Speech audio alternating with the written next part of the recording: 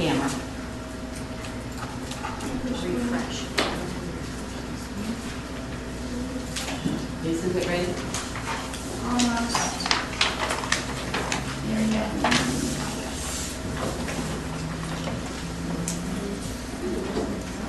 Good? Okay.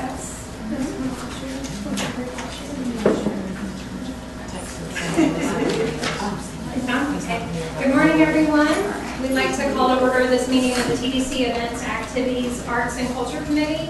And it looks like we do have a quorum today, but if we could go around the room and introduce yourself to everyone in case we haven't all met.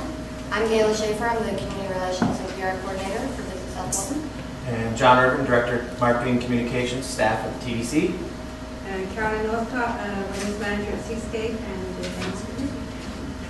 And I'm Kelly Seiler with Alice Beach. I'm Shelby Schuler with St. Joe Club and Resorts. Allison Kraft with the RC Program. Janine Pyle, new to the area, former financial advisor. Steve Barber with Barber and Golf Promotions. Kim Avery, Vice President at Seaside Community Development. Pamela Watkins, Director of Sales at the TDC. Kelly Carter, Marketing Coordinator here at the TDC, and I facilitate the special event marketing grant program that we are supporting later. Thank you very much.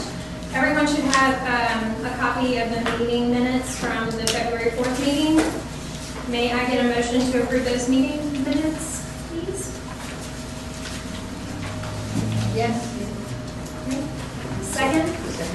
Thank you. I will hand it over to you, Tamara. Call for a vote. Oh, Yep. You got it. everyone say aye. Aye. Any opposed? Okay, motion carries. I just want to remind Pam and Steve, somewhere in your packet, there's a code of conduct that you have not signed yet. So if you can sign that by the end of the day, just end of the meeting and just pass that down to me, that would be wonderful.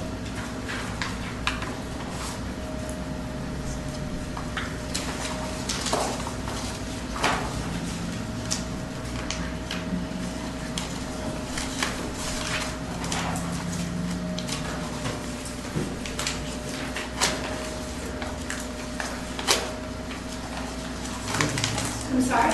Oh, Gail is next. Okay, sorry. Gayla, I'm sorry, with the Artist of the Year. Oh, that's okay.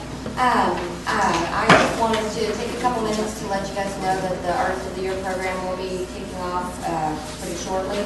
Our timeline, well actually before I get into the timeline, for those of you who are new on the committee, we do the South Walton does an Artist of the Year program every year where your committee will review applications that are going to go live on May 6th. And we choose one artist who serves as the ambassador for the arts community. It helps us to promote the thriving arts community in South Walton with our fam tours, with our marketing efforts, but by focusing in on one person who serves as the ambassador during the time. Right now, Melody Vogel is our Artist of the Year, and in previous years, Allison Kraft has been. I have a copy of the application materials that are up here. If you'd like to take some to pass out, please do encourage people that you know to apply. I'm going kind of quickly, I'm sorry, because I know that you guys have a lot to go over today. But our timeline this year, the applications will go public on May 17th, but they will be due back to us by 4 p.m. on July 19th. We will send them out to your committee on August the 2nd. On August the 11th, the committee will review the applications, and then towards the end of August, the staff will interview with any finalists. But the program really is a wonderful program where we are able to highlight the special part about South Walton. The artists are awarded $4,000 upon completed artwork that they give to the TDC. If you look around the room, we have several of these pieces of art in here right now. They're also spaced throughout the building. And then they'll be included in media pitching that we do in all of our different efforts. Does anybody have any questions? I know that was a very brief overview. I only had a couple minutes on your schedule, and I appreciate you letting me talk. And Galen has some copies, a copy for you to take with you. So if you know of any artists, what are the criteria that they can submit as far as how long they have to be showing? Okay, they have to have lived in Walton County for 1 year or have been showing their art in our county for 1 year. In the application packet that I printed out for you guys, I also included some of the frequently asked questions. I'll just go over them quickly. They have to have lived here for 12 months or had their gallery. The award will be announced at the annual meeting in October, along with any awarded niche category winners. Currently, we do have, Currently, we do also have an acrylic painter of the year, Gordy Hines, and the mixed media creator of the year, Sarah Lyerly. I may be botching her name, I'm sorry. But, so we also do look at niche categories in addition to the Artist of the Year program. The artist who has won in a niche category in a previous year can be considered for Artist of the Year in the current year. And then there are, I could really go into extensive detail of what they can submit, but really we're looking for somebody who's going to represent the entire arts community well for Visit South Walton, for the whole community. Am I missing anything, John? No, it's good. I think there's been a long history and it's a program that we're very proud of, and that has definitely characterized why we are different than a lot of other communities that have a beach and sun. So we're looking forward to seeing who might be Artist of the Year next time. And as you can see from looking around the room, there are so many different types of art. Dorothy Starbuck was our first one in 2003, and that is just a stunning reflection of the beach. And a lot of the work, too, that is too large to go in here is at the South Walton Annex when you first come in the door. There's Phil Kaiser, which is Mosaic Glass. There's Michael Brandon and Michael McCarty. So their work is over there. It's just too big. And we do have, for our current Artist of the Year, we display their work in the Visitor Center during the year while they're working on the piece that they will be putting in here that will be permanent. So if anybody's interested in seeing Melody's work, is in there right now. Does anybody have any questions? I'm sorry, I know I kind of went over that very quickly, and I'll be coming back to speak with you guys again. But as you came in on the table, there is the Artist of the Year application, so I do encourage you, please take one with you, especially if you are new to the committee, to familiarize yourself with the program and the requirements. Always, you can reach out to me, and I'll be glad to give you more information and spend more than 2 minutes. Don't ever. Thank you very much. Thank you. Next, we've got Kelly with our sponsorship activities update. Hey there. So I know you all received an email from me this week. Hey, you want to go to the South Walton Beaches Wine and Food Festival? So since we last met in February, we have had the Gumbo Festival, Wine, Women, and Shoes, the Seaside School Half Marathon and 5K, along with Chase the Race. We've also had the 30A Wine Festival at Alice Beach and the 30th Annual Sandusky Wine Festival. Just some remarks about each one of those. Gumbo Fest was a lot of fun. One of the things that I'm going to try next year is they let us have 2 judges. So if it's funded again, one of the things I want to do is pull a judge from this committee and a judge from our organization. So that's one of the things that I want to do moving forward. Wine, Women, and Shoes really stepped up its game this year. It was actually a signature event. It was multi-days. I want to say there was 11 different vintner dinners. I think it was 11. It was at 11? Yeah, 11 different vintner dinners, and just so you're aware, they were on par with what Destin Charity Wine Auction does. It was phenomenal. The Saturday night, the Bubbles event was really, really good. It wasn't as well attended as the Sunday event, but it was brand new, so people weren't really sure about it. But I think moving forward that it will be, and then the Sunday event was just really good. From there, we were fortunate with the Seaside School Half Marathon and the Taste of the Race. Emerald Lagasse was one of the top chefs there, and he really shared the spotlight along with Jim Shirley and Jim Richard. and I don't know who all other than, I know Kelly Seiler was there. It was a very well-attended event. Emerald and the two gyms did a really nice press conference before. John was very fortunate to get to ask Emerald some questions about how he felt about some of the programs that he's working on in this community and be a part of this community. And I have to say he was very gracious about everything that he's involved in. Wouldn't you say, John? Yeah, each occasion, obviously, he's been very cautious not to be overexposed here. He's raising his kids here, and it's not about that. But every event that we've had, I see a noticeable comfort continuing to come from him and willing to associate himself with what's going on in Seaside, what's going on in South Walton, what's going on with fundraising. So we have actually been approached on a couple of occasions by his foundation wanting to, they want to be even better citizens for his adopted home, obviously very strong in New Orleans. So we have dialogue going with a couple of things right now that he may be able to shine a really flattering light on. So in addition to what he's already doing. So we're continuing to work on that. We think maybe in fiscal 17 we might have 1 or 2 opportunities to be given preferential treatment with his national efforts. So it's good news, and again, I think it's because we treat him like one of us instead of stalking like paparazzi, which he still does unfortunately have a little bit of that in this community. Not everybody's got couth, but very exciting that he might want to be more synonymous with this destination. The Seaside's efforts with the school stuff are huge in that, I'm sure. So that's a really good thing that we can participate with that, and have, and that event also allows us to get in front of him and allows us to do to get our message out there.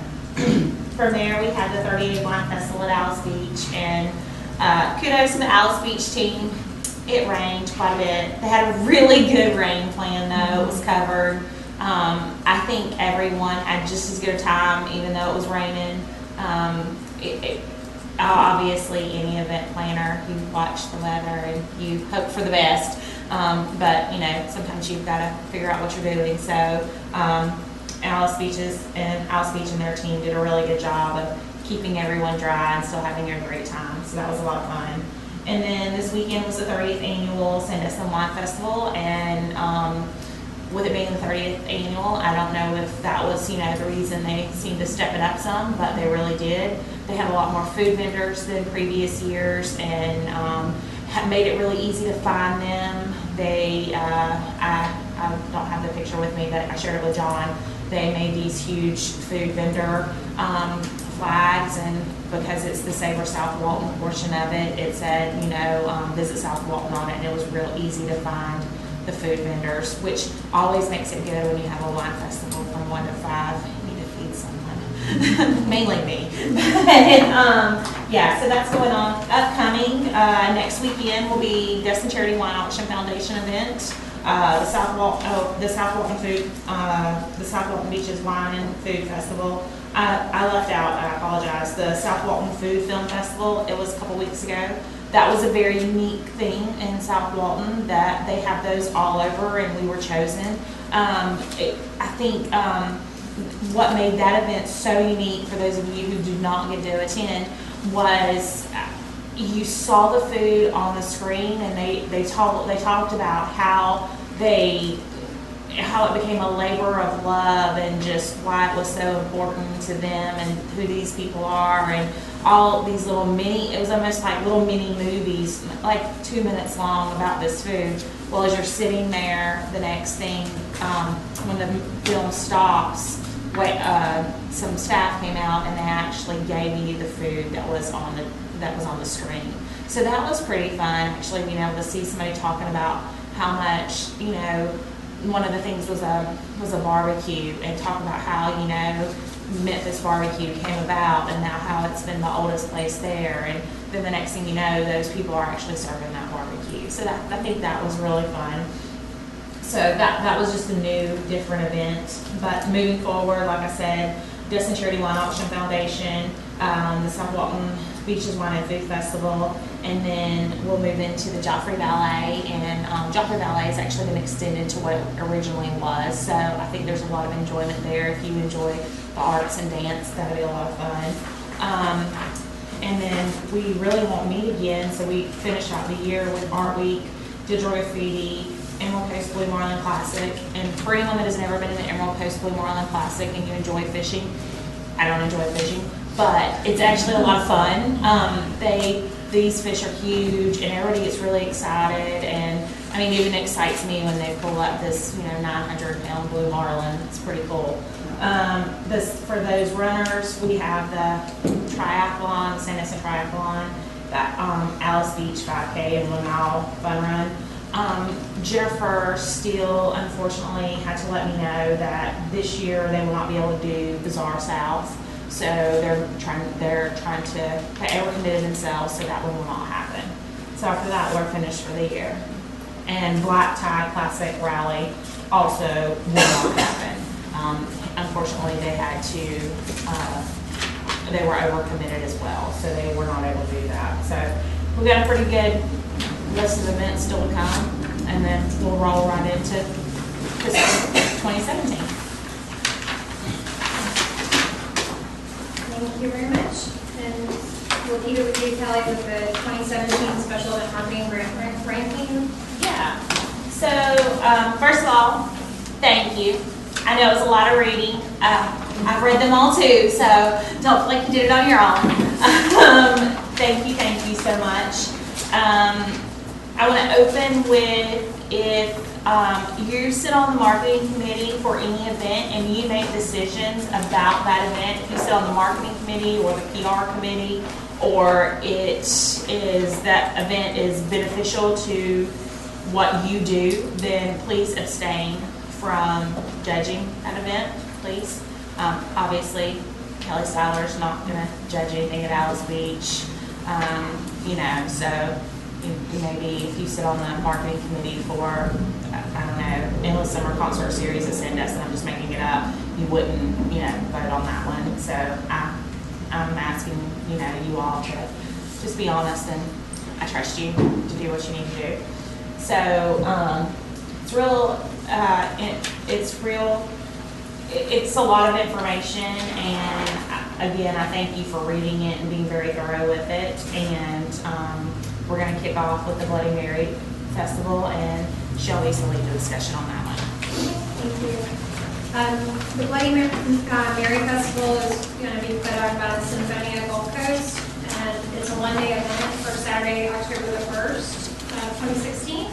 I did not attend this in the first year, so I'm not exactly sure.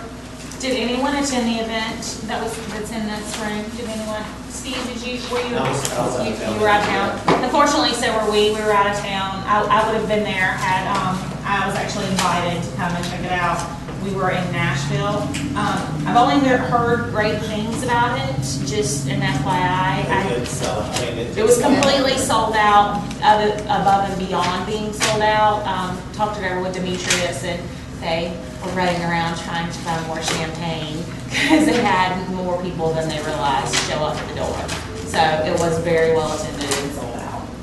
Yeah, it does. Just from everything I read, it does seem like it's a bigger draw for the local market than the regional market, but it seems like they do want to branch out. They are their estimated number of attendees for 2016 is 1,000, and they're saying that they're anticipating about 140 to 200 out-of-town attendees. They did say that they've secured lodging. It doesn't list exactly where. I noticed a lot of the other applications did list that. 30 to 40 room nights for 2 nights each night is what they're anticipating. They did not track their room nights in 2015. It was their first year for the event, so we don't have any history on that. They are requesting $10,000 in the amount of funding, and they have attached a budget. One question I did have within the intended use of funds is I noticed they are definitely reaching out to our targeted demographic and regions and cities, but some of the online marketing that they listed with Southern Living, People Burning Gun, that's definitely our demographic, but I know how pricey those things are, so it might be helpful to have a little bit more detailed marketing plan. I don't know if they already priced these options out, but kind of probably above the $10,000 that they're requesting from us. So I don't know if they're tagging on to other events that they host, because I know they've been very successful with other events. They believe that it's going to have a significant draw from out-of-region patrons. And they have received funding for other events in the past, and I think one of the ones, Wine Women Shoes you mentioned earlier, has been very successful. And it says that one thing that also stood out to me as far as increasing awareness of the county as a visitor destination. Walton County is designated under Served in Arts and Culture by the Florida Division of Cultural Affairs, a designation that Symphonia Gulf Coast works toward changing through its continued efforts to bring the highest caliber cultural events to the Gulf Coast region. And I thought that, I don't know much about that, but I thought that sounded. It says it's underserved? I'm sorry? Did you say we are underserved? It says that we're currently designated as underserved in that area, and that they're working to change that. So, I don't know if you guys can shed any more light on that, but I thought that was interesting as well. They did include their marketing from last year, but it's all local, so I don't see anything that was out of market last year, so I don't know if that's just a new change for them. So those were my notes on that event. I don't know if I need to elaborate more. Anyone have any questions? And with it being a first year event last year and not, they did not receive funding from us, so they didn't have to do out of market advertising. That's a little bit harder to show. The one thing that I wanted to say was if we did decide to fund them, I would work directly. My team here at the Sidewalk would work with them and talk about, making sure that local chefs outside of just the market shops in Sandestin were able to participate, because then it shows a more regional, which I would do with any event. Every wine festival, everything that has, we encourage them to work with all the local chefs, not just the chefs that are right there in their back door. So, John. And I don't know if I can pick my words carefully. I think the conversation has come up over the years about events, even with wine festivals, our attributes that we market and our products that we market a little predominantly heavy in drinking. And I think we've all attended these events. We've probably all tasted whatever was being served at this event at some point. But this has gone on for 6 years. Every time we have a slew of wine festivals lined up, the question is asked either at this level or the next level or the level after that. Are we sure? And I'm not certain, Pam and Kelly, if you can correct me, I don't know if we've ever had one that's titled cocktail event. We've had beer and wine. Again, I think that's just a razor's edge in some people's world. In other people's world, that's a big deal. So I just felt like with all those years of that conversation ongoing, it was worth mentioning with this one. Listen, when you say that, it's actually, it made me laugh, it's funny, but just I live here, so, my day-to-day life, I like to think that I don't drink, a lot of, a lot, but if you remember who we're marketing to, is people who are on vacation, right? So they're on vacation, it's considered a resort for them, and drinking is a natural part, I think, of their party. It so is. I think there is some defensible, wording I think we could use here, saying, yeah, it's not necessarily for the locals, it's meant to be for out-of-towners who are on vacation and looking to have some fun. I think that's absolutely the case, and our demographic themselves would probably raise their hand and say, yes, we enjoy, Sunday Fun Day, and we enjoy a lot of the good things in life. But that there are communities that get labeled where alcohol can be a negative, and so I think everybody is trying to figure out, are we being really careful? And so that's all I thought we should just be aware of. And everyone had an opportunity to score the portions that they were supposed to score. And feel free, you can change your scores based on the conversation that we're having. That's why we have the conversation. Yeah, so it's not like you're locked into, you've already done that. Next event, would have been Jennifer Steele to lead the discussion on it. I've actually asked Mr. Irvin to do that instead. So this is the Sea Turtle Event Education Program in Walton County. So, John, you want to open up with this? We have never been presented anything quite like this, and I will first go on record and say that sort of warms my heart to see a group of people who are willing to go to this length to do some redeeming things and some appealing things. We've had a couple conversations in the building, and I honestly think there's a big but attached to this. This does not look like a tourism event to me where ticketed overnight, impacts are made. It really looks like a type of program that, Cooperative Extension Service should be all over and be partnering on. There's some great educational missions in here. Certainly we care about, people being informed. But I gotta say, I don't know that this is a special event. This really does seem like an outreach program or an awareness program, and of course that's a different use of funds. So I think this is one is hard to qualify.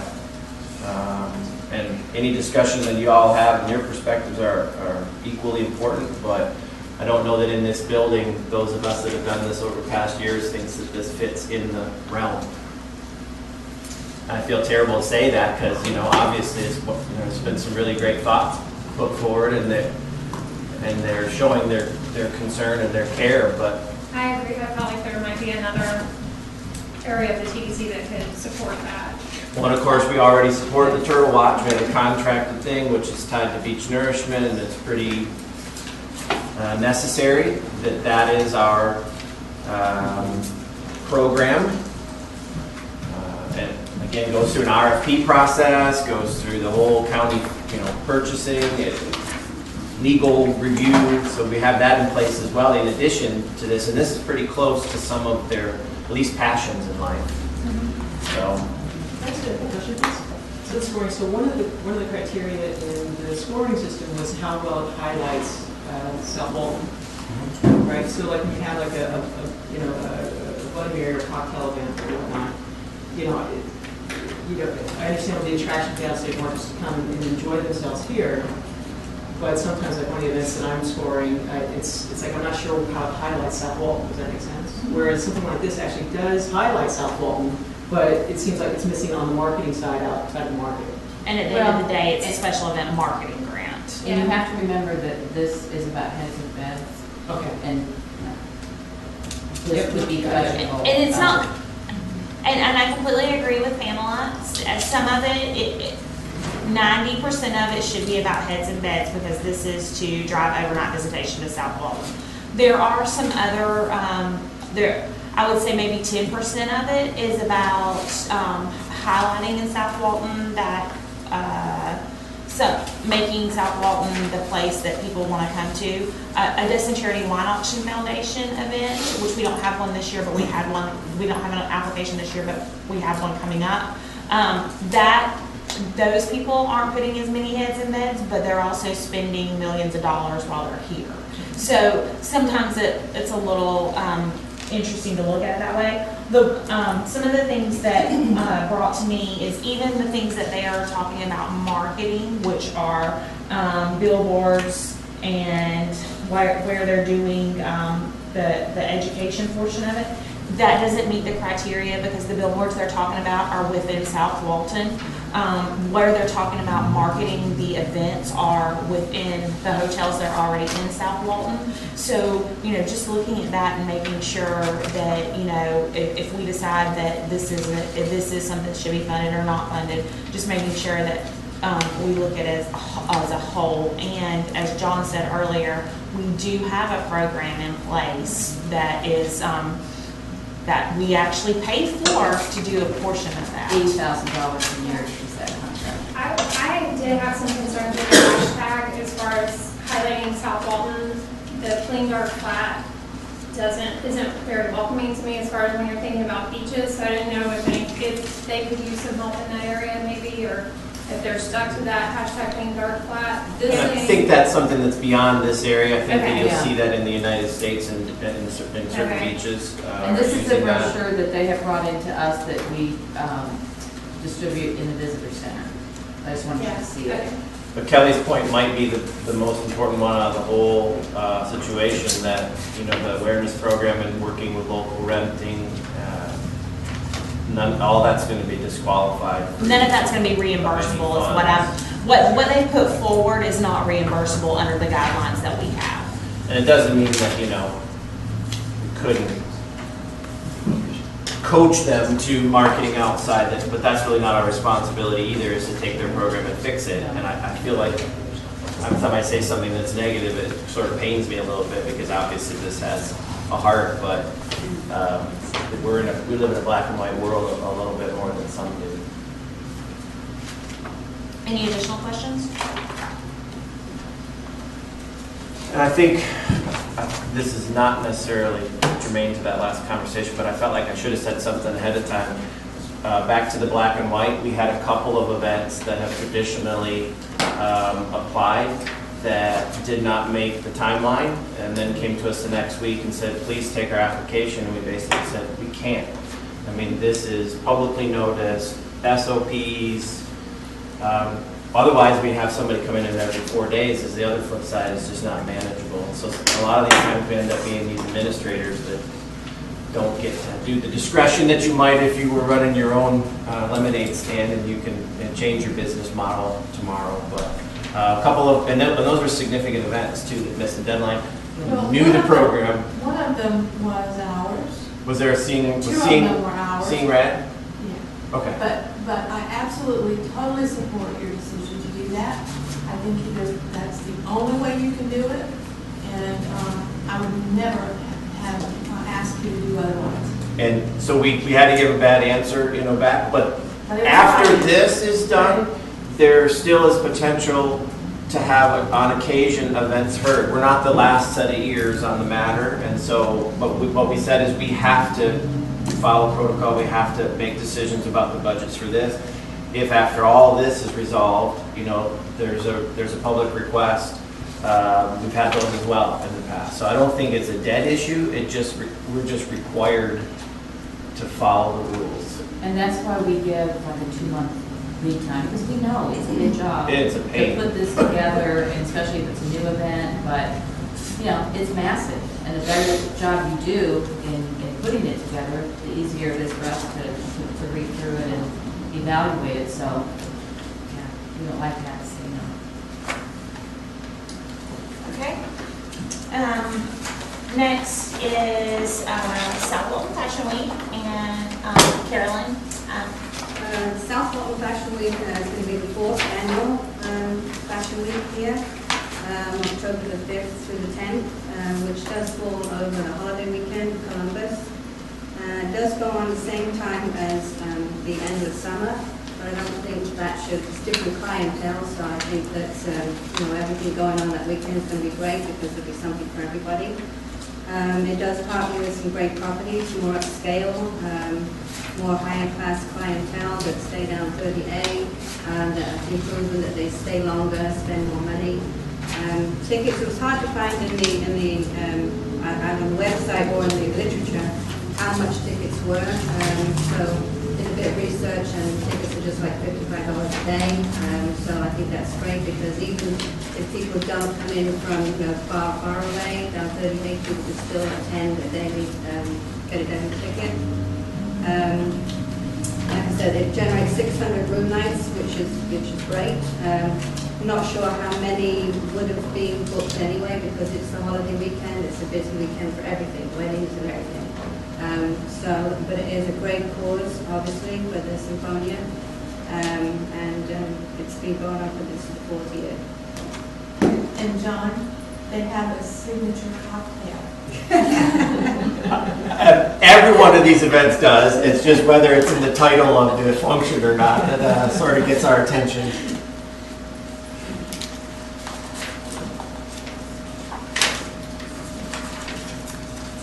I talked to Jennifer Steele earlier this week, and we were talking about taking the event up and down 30A more and more, as opposed to being all centrally located in Grand Boulevard, which I think would be a nice transition.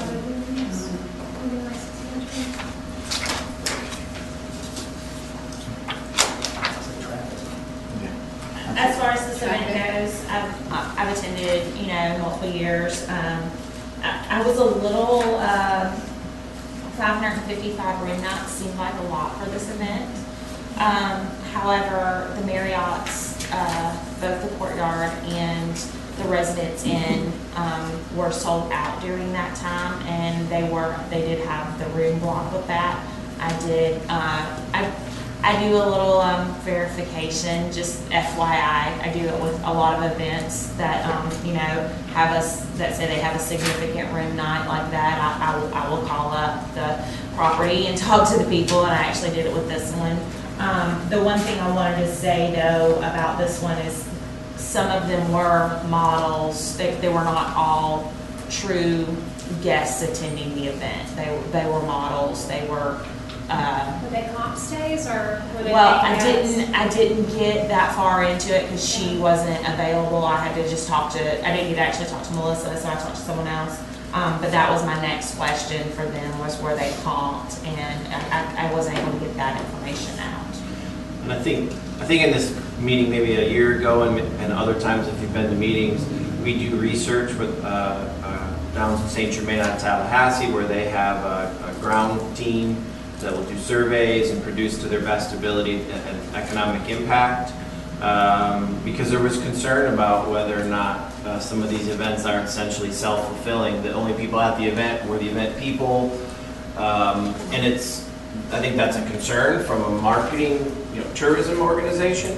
However, the flip side is what those environmental impact studies showed, is that there's some surprising business levels generated, even with, if that was the case, if it was predominantly self-fulfilling rooms, you're still talking about return on investments that are sort of no-brainers. And so I think this group in the past was leaning towards, if we can't show fully booked rooms, we're going to get off of this program. And then when you see, 1.2 million associated with economic impact at an event that you thought was somewhat passive, that changed a few people's hearts, I think, and said, okay, well, if it is doing that much general good, is it still okay to be part of a program? And I think this is one of the cases that we had the hardest time with, and saying, what is its real benefit? Because we don't think people are lining up and planning their vacations around it, but yet it's still having a pretty notable impact in October.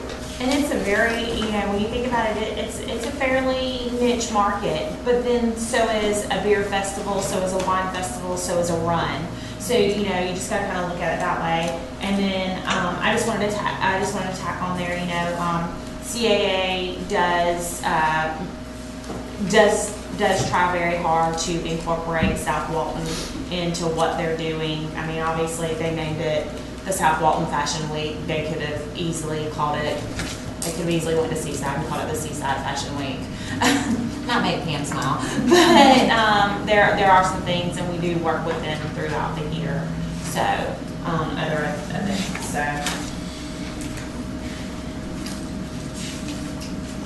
any additional questions?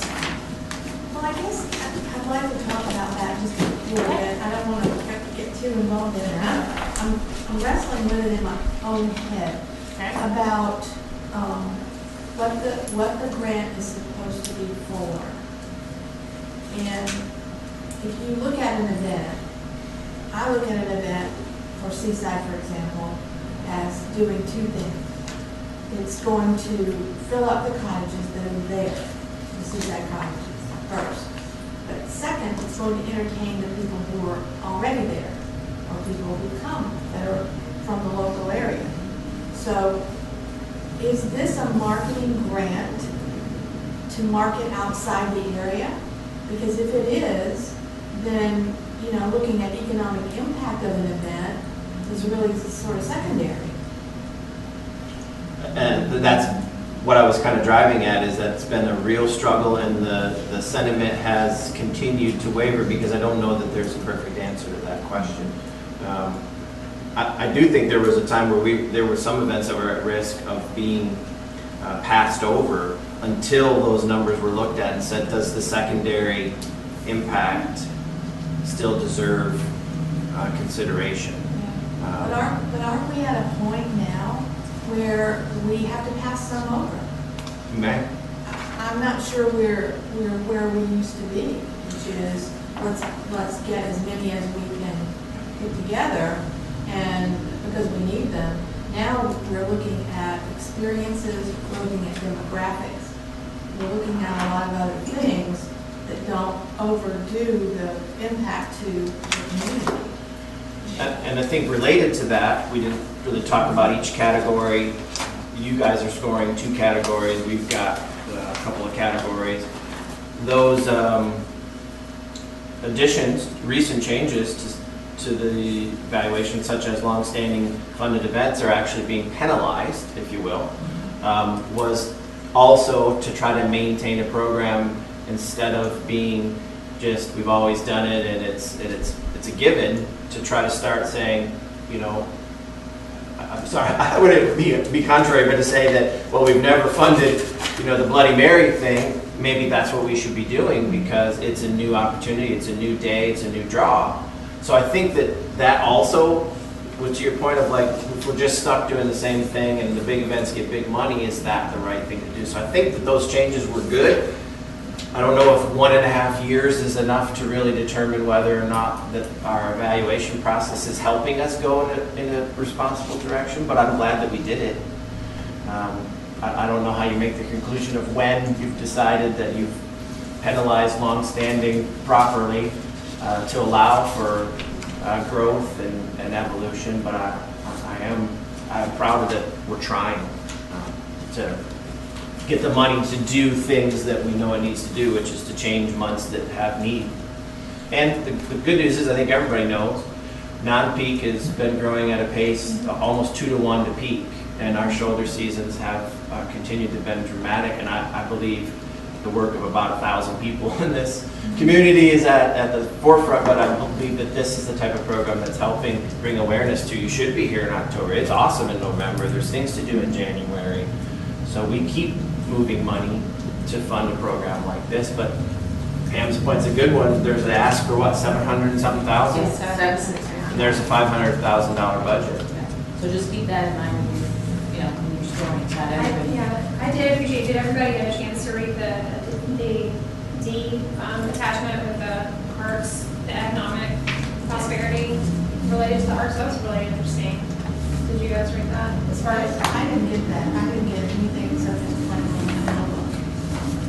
What's the front of it look like? Should Kelly make sure we're all talking about the same It's- thing? Yeah, okay. it looks like that. It was exhibit D. It's in the folder. It's in the back of the folder. I didn't dig deep enough, maybe.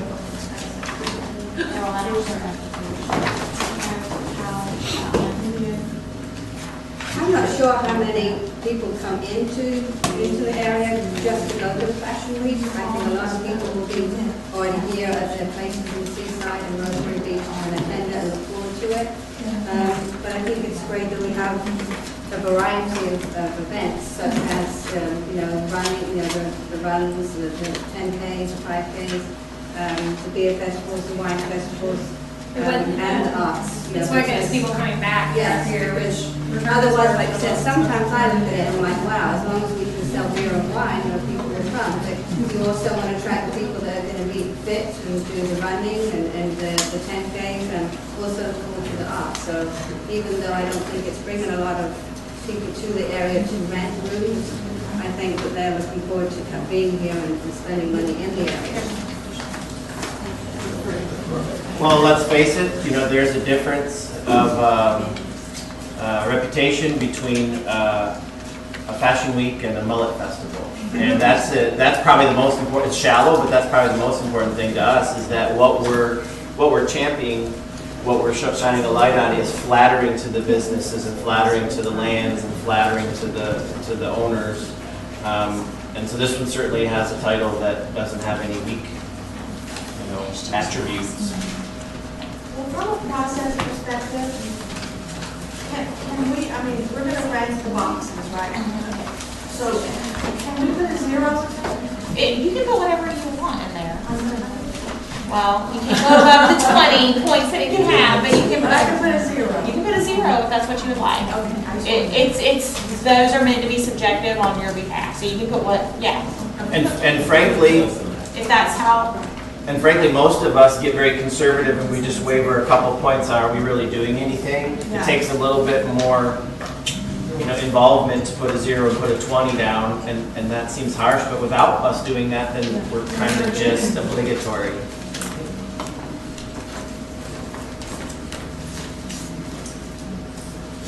All right. Any additional commentary or questions? Next up, we have the Endless Summer Concert Series. Kelly? Okay, and the summer concert series takes place in Baytown, New York, from October 6th to the 8th. I was actually excited to read about this one. I've never heard of this event. So I think with the success of the 38 Songwriters Festival, which I know is put on by different people, but I think it's a nice play. That's been such a well-received event here. And then partnering with the Florida Restaurant Lodging Association as well as BMI is a good thing. They're asking for $25,000 to support the event. It looks like they were last awarded $10,000 in 2014, so I don't know if they weren't. They were awarded $15,000 last year. They were actually a pop-up event last year. Previously, the way it worked, or last year the way it worked is that they were a pop-up event and we had some ancillary funds left over in a contingency budget, and this Endless Summer Concert Series was supposed to be at the harbor in Destin, and FLRLA approached Sandestin to see if they would like to have it there, and Sandestin agreed, and then they approached their marketing director, Dan Kaiser, and their general manager, Mr. Hodgkins. He approached Jim, John, and myself, and we were able to, they completed the application. They went through the similar process as this, it just was a much shorter time frame, and they were awarded $15,000 out of that contingency budget. How old is this event? I'm not really sure. It says the 6th annual event will be the first ever held in South Walton. It's always happened at the Destin Harbor until last year it was held. So it's our second, but it was even advertised last year to be in the Destin Harbor, and I can't say what happened between that, but something fell apart there and it moved over to Sandestin. I don't know what that consideration is. So the one thing I can say is FRLA does support a lot of things in this area. They support the South Walton Beaches Wine and Food Festival very heavily. They're also part of the back-end driving force of Emeralds, Florida. They're a big part of that as well, right, John? Yep. So I feel when FRLA, they have their just if some backstory on FRLA, they have as many rules as we do as how you can use their money. So that's one thing about if they're participating, it will be done at their level and our level if we chose to. So is it kind of like a mini songwriters? It is. Alicia, would you like to speak since you were able to attend because I was in Dallas at the time?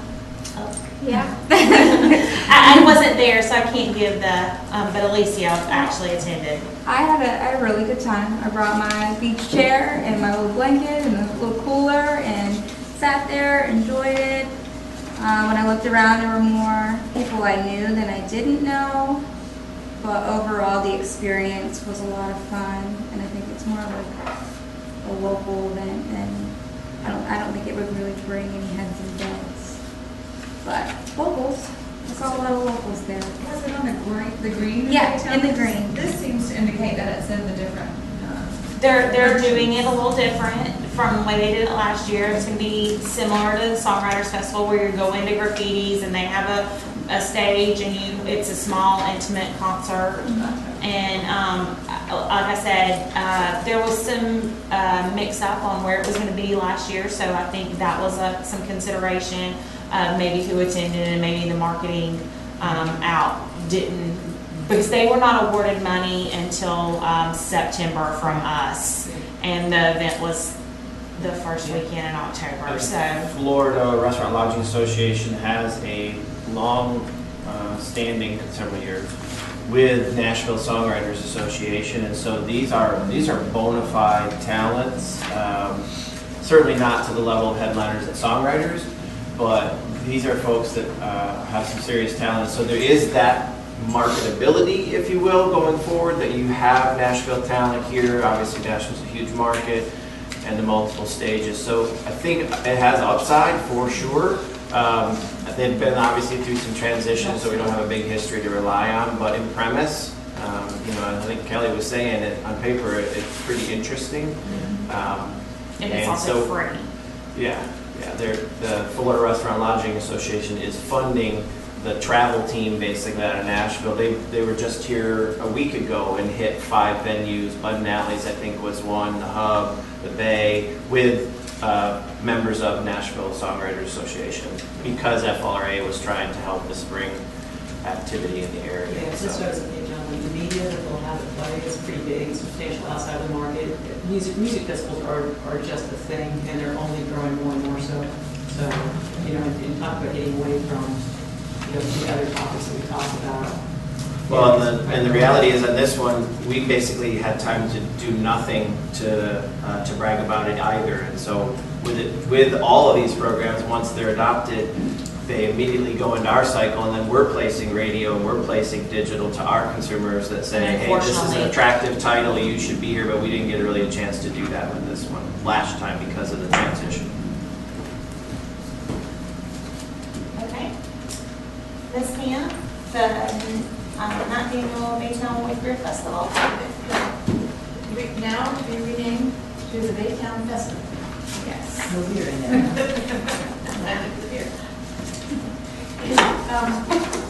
I'm a little slow, sorry. That was funny though. This was is the 9th annual. We're looking for how long has this been here? And I absolutely had a blonde moment. It's right there, the very first word says the 9th. In October, which is a good month and one that we're seeing more activity occur in, which is, I think, really good. I think this is a mature festival. I think it's been successful. It is very specific to a certain group of people, but I think they have the ability, they've identified their ability to market in the areas that are important to us. There's a little bit of localism in here, I think, in terms of, I went through and looked at their ads and where I think they gave us what they had done already, and their targets were just as much local and inter-county as they were outside, so I'm not too sure about that. I had no marketing material for them, but it maybe it just wasn't in my packet. Did you all see some marketing material? And then I also want to open up with, they had asked for $15,000. Under the guidelines, they're not eligible for $15,000. You have to be a 3-day event. They could receive no more than $10,000. So that's just a consideration on that $769,000 budget. They do not qualify. And we gave them 7 last year, so take that into consideration. Any additional commentary? Okay. Mr. Sandy, you're up. The 30A half marathon and 5K. Good morning, everyone. Apologize for being late. So this is a new event, and I kind of struggled with numbers because it's a new event. I do have some concerns about this event regarding funding, I guess. They're having it in October, and there's already, they'll be competing with 2 other 5, 10Ks in the area that are more established that haven't asked for any funding. And then there's that big one in November. So when I look at it, I wonder, I'm a runner, and I live in Atlanta, am I gonna come down here and run, which one am I gonna run in? Or am I gonna wait to run in the Seaside one? You're going to So- wait for the season. Right. So I just have, a few concerns about that. I think it's what they're asking for could help them. I don't know that they're asking for 50,000. I don't know that, just Sammy's personal opinion, it's a brand new event. I don't know that you sink that much money into a brand new event And without. John, would you like to speak to that? I as don't well? know that there's been a hard and fast rule, but events with big asks, over the last several years, if you're new and we have no history on you, if you went back and looked at the dollars, they're usually significantly less and have often been in the range of half. If For it the qualifies first for year, Right. an event that may have asked for 40, you may have seen them get 20. An event that asked for 50, you may have seen them get 25. I don't think, I can't produce statistics on that, but I'm just saying, for that exact reason, it's like, how confident are you with all these options that you're gonna drop 50,000 on an event that's never happened before? If it's seed money and it helps, and you turn into something, well, that's a lot easier in year 2, like songwriters, a lot easier in year 2 to fund it as much as possible, because it changes the economy in January. Seed money, I like that term. That's a concern for me too, just as we were talking about how we're expanding the seasons. October is becoming as busy Healthy. as the summer is. Healthy, yeah. We have to take that into consideration as well. Yep. So they were anticipating 4,000, but that included vendors, and I don't know if that translates into overnight stays or not. Again, it's a brand new event, not a lot of data. I don't even know if they got the permit yet. You should know that. That's what I'm telling you. They still have to get approval from the BCC Yes. to close down. Little side note on this event, they originally wanted to run it from Rosemary down to the other end of 38. Run the whole thing. Shutting the whole Yeah, thing so in our preliminary meeting, we told them that's not, the BCC's not gonna approve that. So we got to come up with a plan B, and this is the plan B. Why can't people run before us? There's already one like that. There's one in December that they run through. the Winter forest. solstice run, it's pretty incredible, actually. To your comment about the closeness to some other races, the only thing I can offer, and I was wrong at the time, when we had the 2 wine festivals split in April, and we thought, oh, there's no chance within 7 days of each other or 14 days of each other you can have 2 massive wine festivals. Well, since they split, they both have crushed it every year with even more people attending both. And so my conclusion has been, 4,000 people is a lot for us, but 4,000 people is not a lot for the world, and people have conflicts. One weekend they have graduations or they have whatever, and they can't come, so if they had another option to come, that would be the biggest example that I can draw. It's only one example, but I think with as many places as we potentially could pull from, and I watch other places like, Aspen and Breckenridge in the summer. Some of those places have 4 events every weekend just because it's not ski season, so let's give everybody as many options as possible. We're not obviously at their level yet, but I used to be spooked by that, and I've sort of gotten over it. That's just one perspective. They'll definitely need some funding for advertising, because I didn't see any. That's existing core stuff? Right, Yeah. other than active.com, which is pretty much the norm for races. Well, tickets, yeah. And then I just wanted to talk about the fact that this race essentially has the same footprint as the Seaside Half Marathon, with Friday night being a pre-race kickoff party. Obviously, pre-race kickoff party is a little different than Taste of the Race, but it essentially has the same footprint. It's food, drinks, entertainment on the watercolor lawn. Saturday is the packet pickup, an expo, and a silent auction, with the actual race being on Sunday. So I did want to, it does look like they tried to model it after the very successful Seaside Half Marathon, with it being over a weekend and getting people in on a Friday night, leaving actually on a Sunday. And I don't know if anybody's everybody's familiar with the Sonda project and what it benefits. Pretty incredible. Yeah, they raise funds and they build schools and facilities in, I believe it's in Africa. Drinking water around the world. Yeah.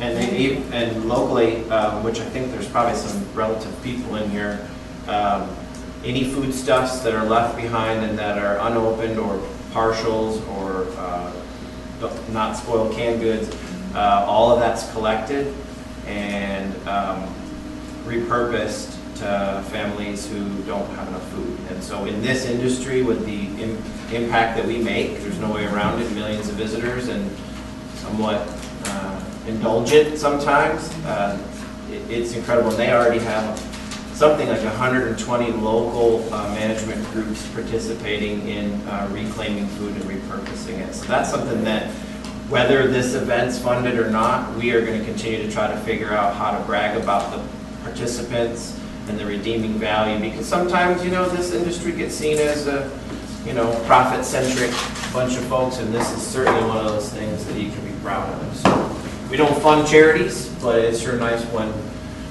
Symphonia and, you know, the Children's Modesto Charity Wine Auction and this one, it certainly equates to that, in my opinion. I'm glad you brought that up. Okay. If there's no further discussion, we'll move on to the South Walton Celebrity Golf Classic. Ms. Carolyn? This is the 20th anniversary of the South Walton Celebrity Golf Classic. It's the Operation Renewed Hope Foundation, but it's not always been that. I think it's been labeled something. I think it's not always for 20 years been that. It's a great cause, helps veterans by offering them free, interest-free loans, transportation. I went on their website and it seems like a lot of it's helping the DC area. I'm not sure if you've heard about that.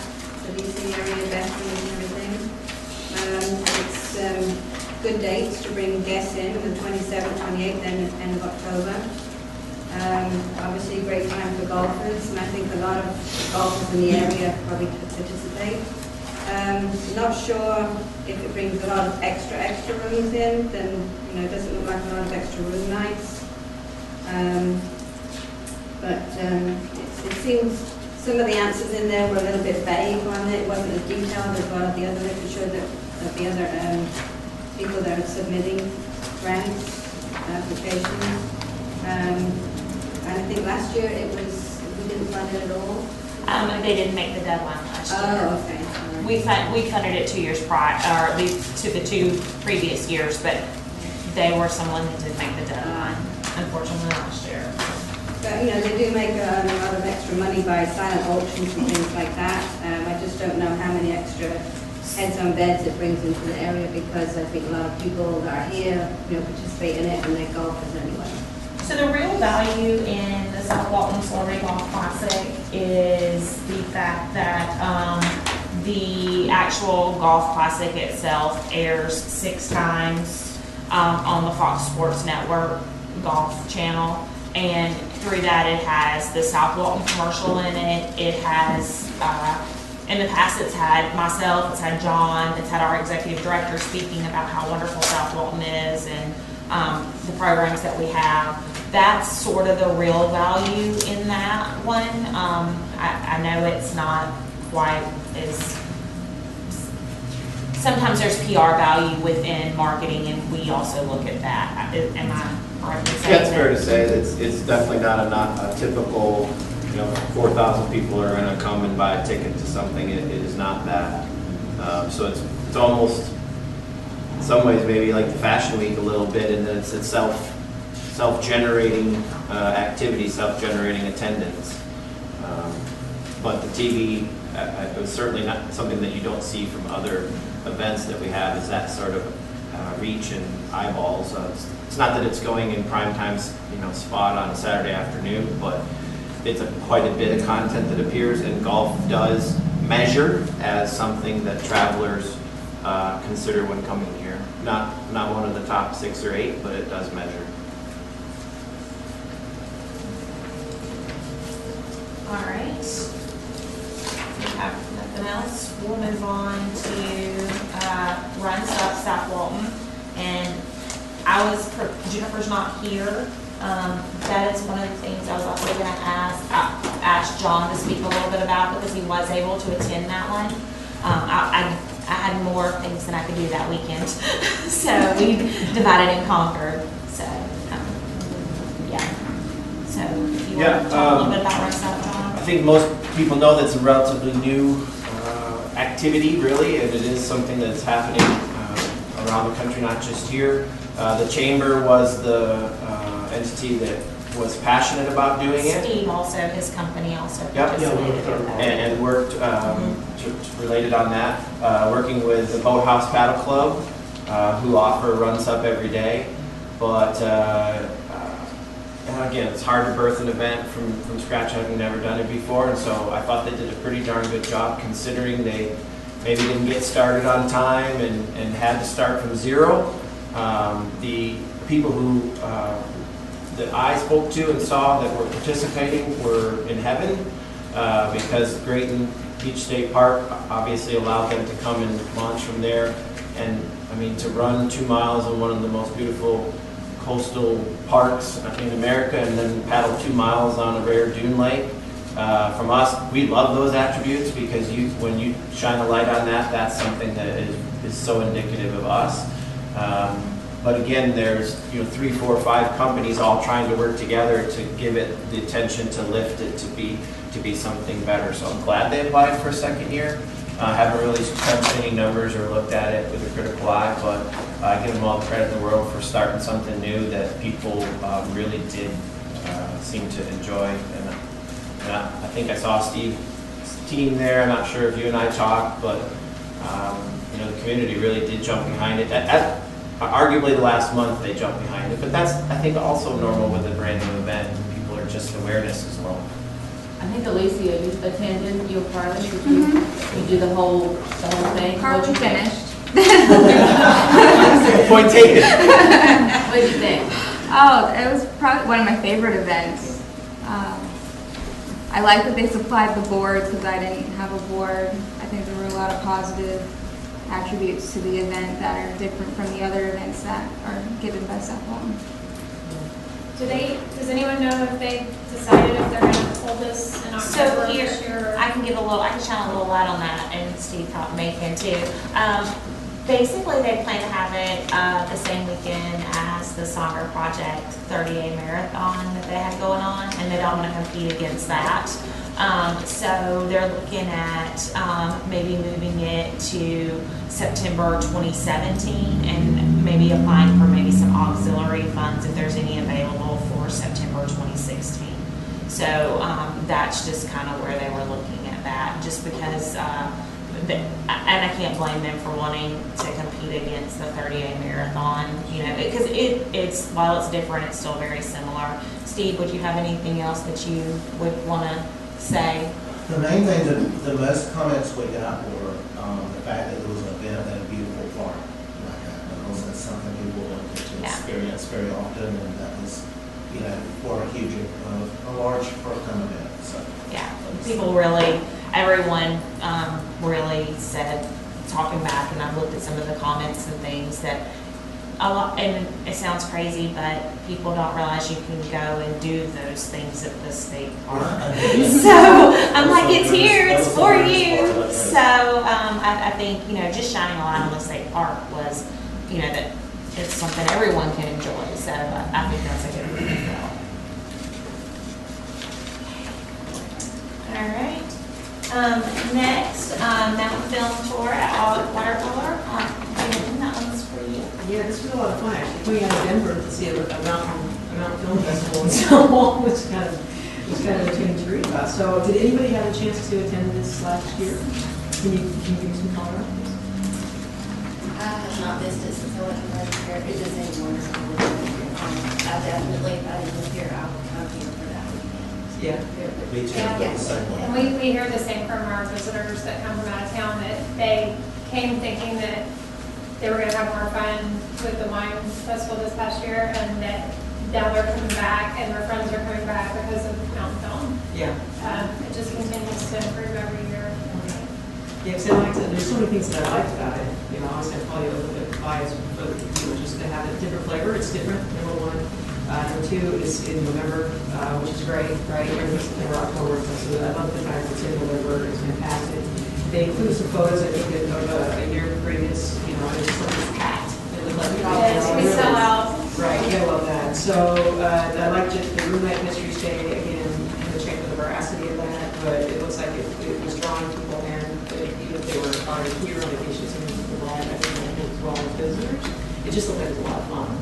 So, yeah, I think the only question I had about it was they received funding. It says on one hand they received funding for 2 years, but it looks like the event has been around since 2010. Previously, they just, it used to be a part of, years ago before we kind of combined it. They were part of what we called Autumn Tides events, and we promoted it that way. And then they pretty much kind of went out on their own, and John talked with them, and, you know, they agreed that they could use a little bit of extra funding to advertise it. And Pam will maybe have better memory than me, but there was also a time where they participated as Taste of the Beach. Yes. Which was multiple wine events, the film All under event, one Southwest umbrella. Airlines, when they opened the airport, there was all of this effort to show that there's a second season, and so they've not taken a linear path relating to us, but it's still been a good path because they've been doing. So they've pretty much been funded each year, but they were funded for several years under the Taste of the Beach umbrella, as John was saying. I think so. And then before that, they were part of the Autumn Tides program.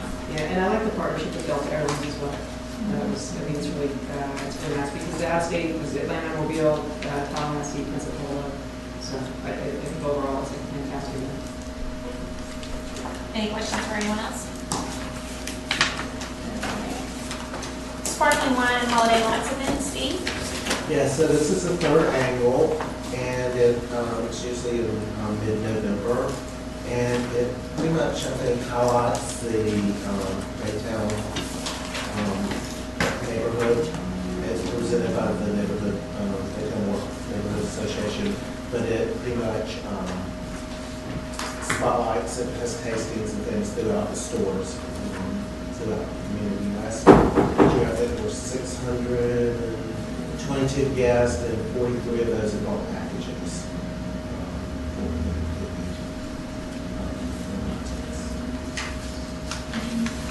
And then they kind of look at it as like their kickoff for the Sandestin Wine Festival. It's still kind of part of the same. It's obviously it's harder to say it's part of a Sandestin Wine Festival when the wine festival's in April and this is in November. But they kind of look at it as a kickoff, and they try to do anyone that participates in this, they follow back up with them to remind them to come to the Sandestin Wine Festival as well. So. Yeah, it's a kickoff for the holidays. Yeah, definitely. It's actually very beautiful. It's kind of one of the first things in South Walton that's highlighting the holiday season.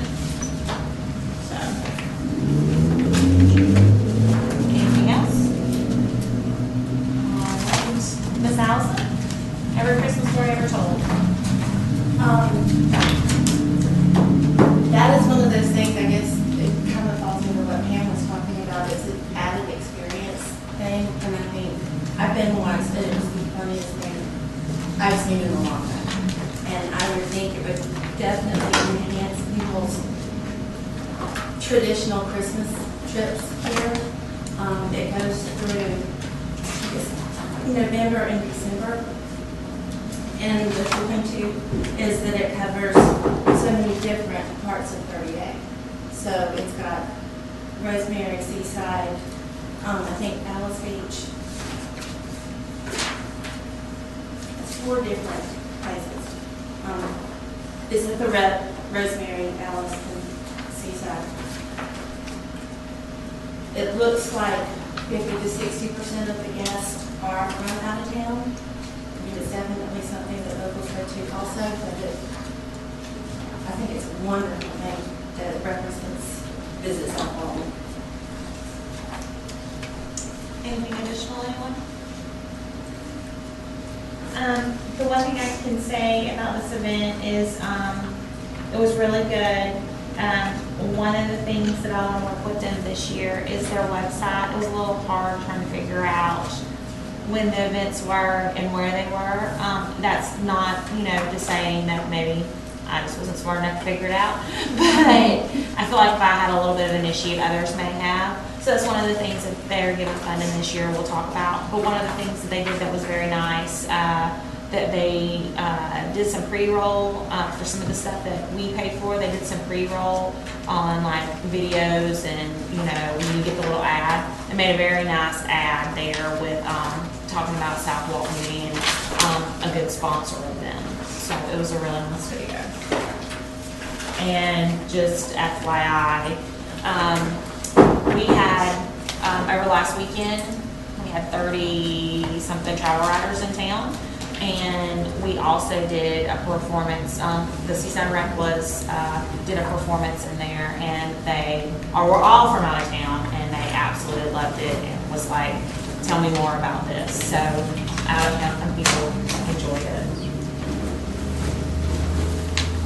Okay. Ms. Carolyn, 3810K. This event's a 3810K, which is the 4th annual. Great event over holiday where most people would normally say they're staying home and cooking turkey.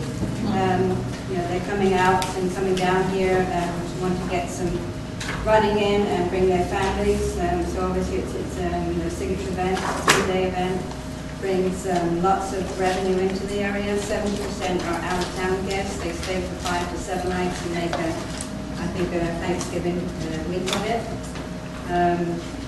In the 4 years, it's raised about $150,000 for area charities as well. On page 13, it tells you some of the area charities: the Children's Advocacy Center, the Sheriff's Department, Juvenile, and Food for Thought.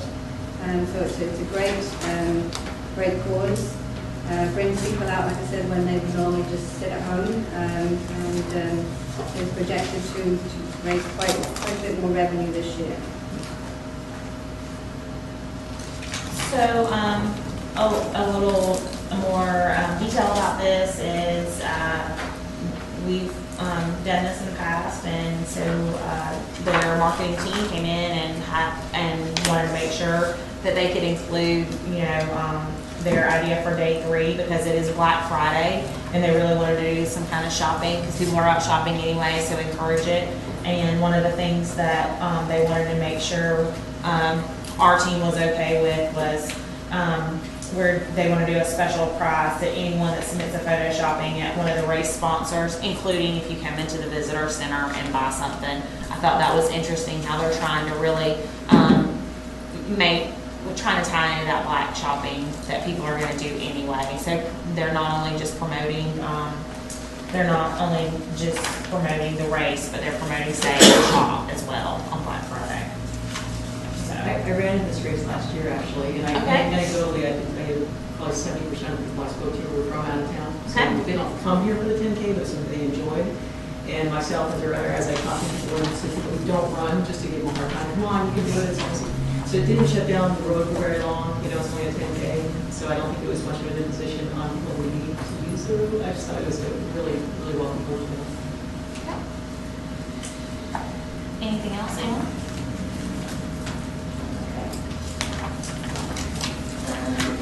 Allison, the annual Hilton Fantasy Beach Roller Coaster.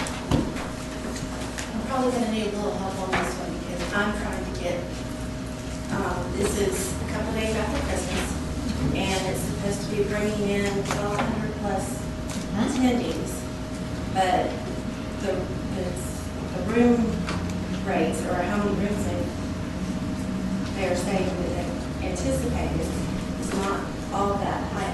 I just don't know.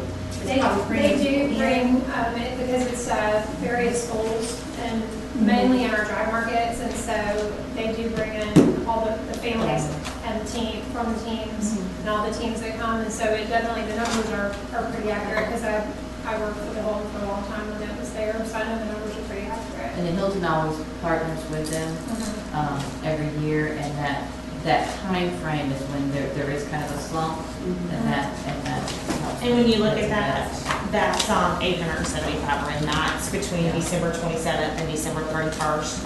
If you times that by 4, you're still looking at, that's just the Hilton. They also work with the Marriott, they also work with Embassy Suites for similar things. I guess one of the reasons that the numbers would not add up perfectly would be if your team played on December 27th and you lost. So your team goes home, so you may only been here 2 nights. That's why the 12,000 people doesn't really. And you might have friends and family here to stay with. And then just because I'm very familiar with this event, I've been doing it a long time, and my child goes there. It's one of just some little history on the event. They are all there. They've been awarded the high school sportsmanship award and other things for how they put on the event and how they do different things. And they also work with us during that time. We create a special rack card and something that they put together, and we give them out the information in the area, especially in Silver Sands. We promote, like, do some shopping when your kid's not playing. So it does promote the rest of the area. Yeah, the schools that they bring in too are probably have more of the families that are in our targeted demographic as far as financial goes. So it's a chance for a repeat visitor for return guests. And we go up there and put all of our feather flags out. We give visitor guides, so they think about coming back here on a vacation, not just for the.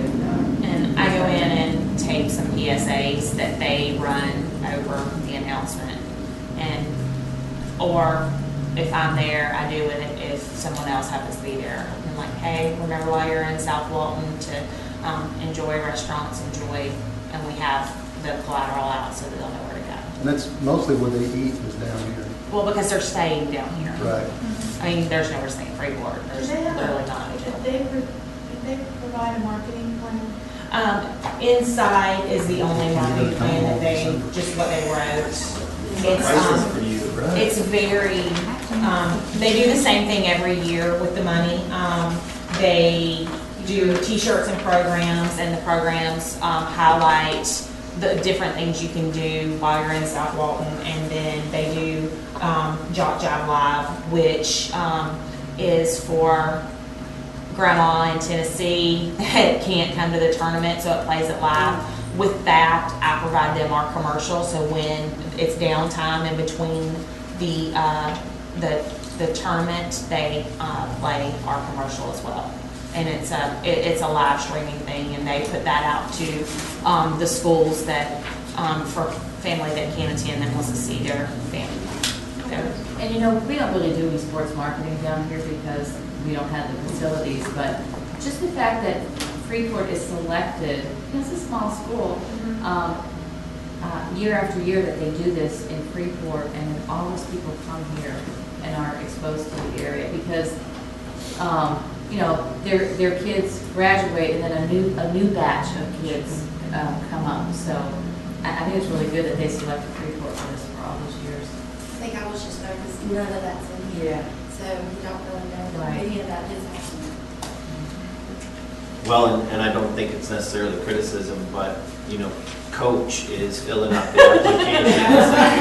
And so he might not be quite as savvy as the CAA on some of that. Yeah. But still should be judged for what it is. So he doesn't get extra credit, but that's Well, and it's good we have this discussion, we have this historical knowledge.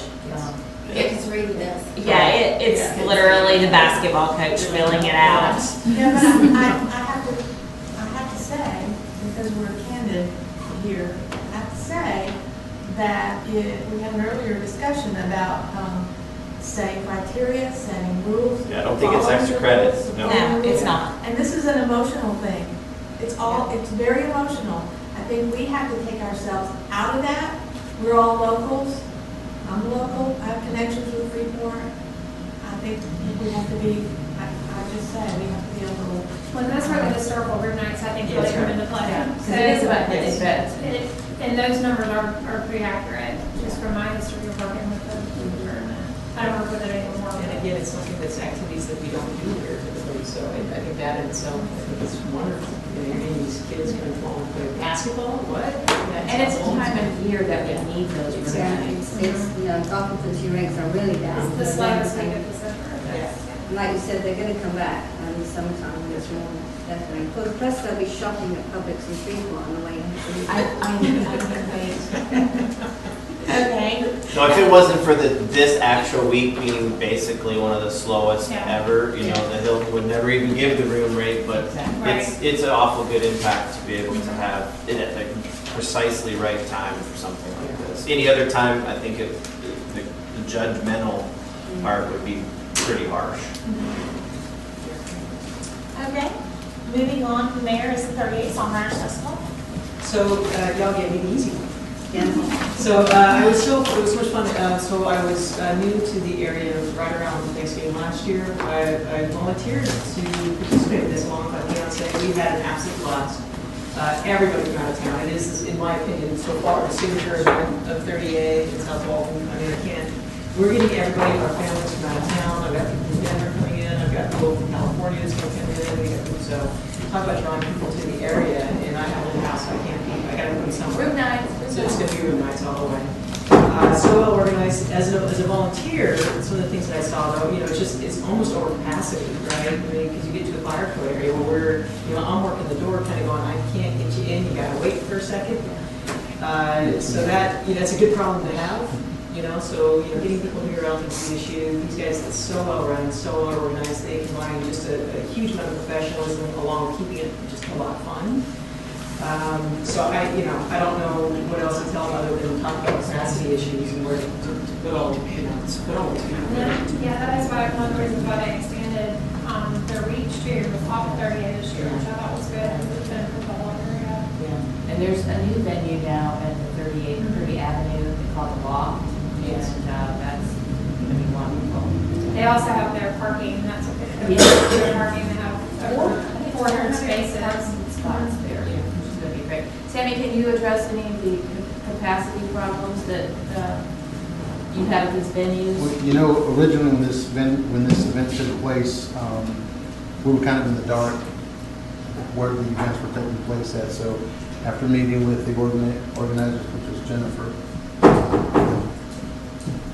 they've done a much better job where I can actually sleep at night.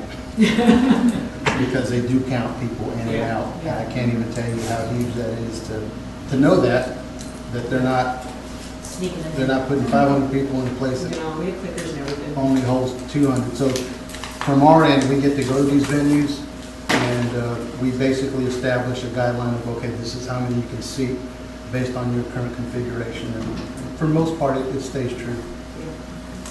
One thing I would like is that I've got those venues a little bit earlier.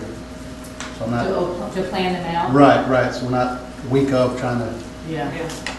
Other than that, I don't. It's gone from one of those events that I was kind of concerned about to, all right, what's next? So good for them. In your permitting process, is there a criteria for how far out you need to know that? Not really.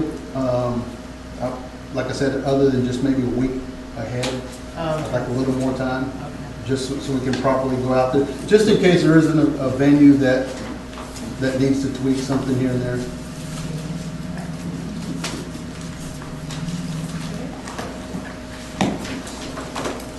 Anything else? Okay. Shelley, wine, women, and shoes. Wine, women, and shoes. This is another event I actually have not attended. Kelly, I know, touched on it earlier and has some really good things to say about it. It looks like January 19th and then February 17th to the 19th are the dates. It's the 5th annual Wine, Women, and Shoes. It's a series of events. I don't know if anyone else can kind of elaborate on it since I haven't actually attended it. It does say that they are expecting 500 out-of-town overnight guests. Seems like they have a pretty solid marketing plan to put together and some solid examples of their click-throughs and everything from last year, and showing some really good examples. That was helpful for me when I was scoring this. And it looks like in 2016, it looks like they had about 81 total room nights $1,000, so it is quite a bit of money. Does anyone have any other information they can share about the event, or? No. Go ahead, Steve. I'm on the Symphony Award and the planning. It's grown every year. It's, we added, the third day to it this past year.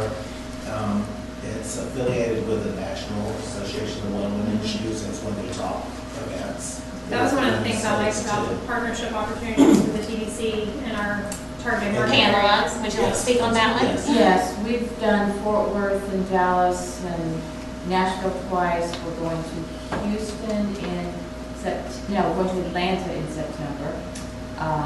We did Houston. And all the cities we've gone to, they average about 500. But from what they tell us, the sponsors, that in those cities that we go to, that most of the attendees are local upscale women, which is our demographics, and we know that women make the decisions on where to come into and go on vacation. So we are the only travel entity that goes to these other out-of-market cities, which is great because they only allow about 10 vendors, which are, jewelry, wine, shoes, things like that. And then we always do a big vacation package that goes for a lot of money. So it's, it's a very good event. I'm just not sure how many out-of-towners come specifically for this. If you're already here, it's a great thing to go to. That's just my take on it. One of the things that, from what I understand, Nashville is our sister city for South Walton. So it gets promoted very heavily in the Nashville market because that is the South Walton sister city. I will say that the wine this year with Wine, Women, and Shoes, and in the past, but I really feel like they've really stepped up the actual the wine that was there. It was not, it was very well attended with the wine vintners coming in. The vintner dinners were, like I said, I've been to Destin Charity Wine Auction dinners. It was on par with one of those. Kelly, you attended the Sunday event. Do you have anything? And I attended the first year Sunday event, and then this past year, so I didn't go the second year. And you could tell leaps and bounds how it's grown. The first year was a lot of fun, but the third year was just like, wow, this is such an upgraded experience. So. Do we have a research firm do? Not this year. They did it year before that. Yeah, they did do it this year. I do have that. I don't think I can access it. I know when we're in Nashville and the other cities, we promote, girlfriends getaways and bachelorette parties and things like that, and romance to get them to come down here. So those out of market for us is golden. The only thing I heard was that we were in Destin. Yeah, we're working on that.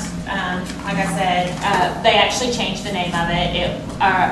This is the 6th year. The first 3 years, the name was Wine, Women, and Shoes Destin. When they came to us and asked us to partner with it, we were like, that's great. We don't like your name. I'll just be honest. And Demetrius, fortunately, Demetrius and I have a good enough relationship that I can be like, yeah, we don't like your name. And he's like, so I'll change it. And that's how Wine, Women, Shoes South Walton was born. So. And they have about 40 cities that they do this in, and every city has a different charity. And so you're working with a different group of people each time. Yeah, can't access that. I can't access that right now. It did include too, again, the Southern Living and the Garden Garden. I didn't see any of that from last year, so I don't know if that's. Their hope is for more money. Their hope is for more money to be able to do that. Those were really good advertisements. Anything additional? Anyone else? Okay. Gumbo Festival, Sammy. All right, so this is the 28th year, I believe, which I didn't realize it had been going on that long. So it's a well-hidden event, I guess, for that long. No one to know about it. We all agreed not to tell you. Right. They're asking for $15,000. And they're also someone that they're not eligible for more than 10. It's a day and a half event.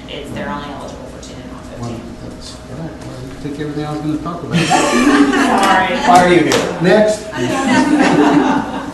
It's a good event. I think with a little more marketing, I don't know that another $3,000 is going to help them with that, but it certainly wouldn't hurt. It's a 50-50 event. From what I gathered, it's 50% local and 50% visitors. I don't know that people are specifically coming here for that event to spend the weekend, but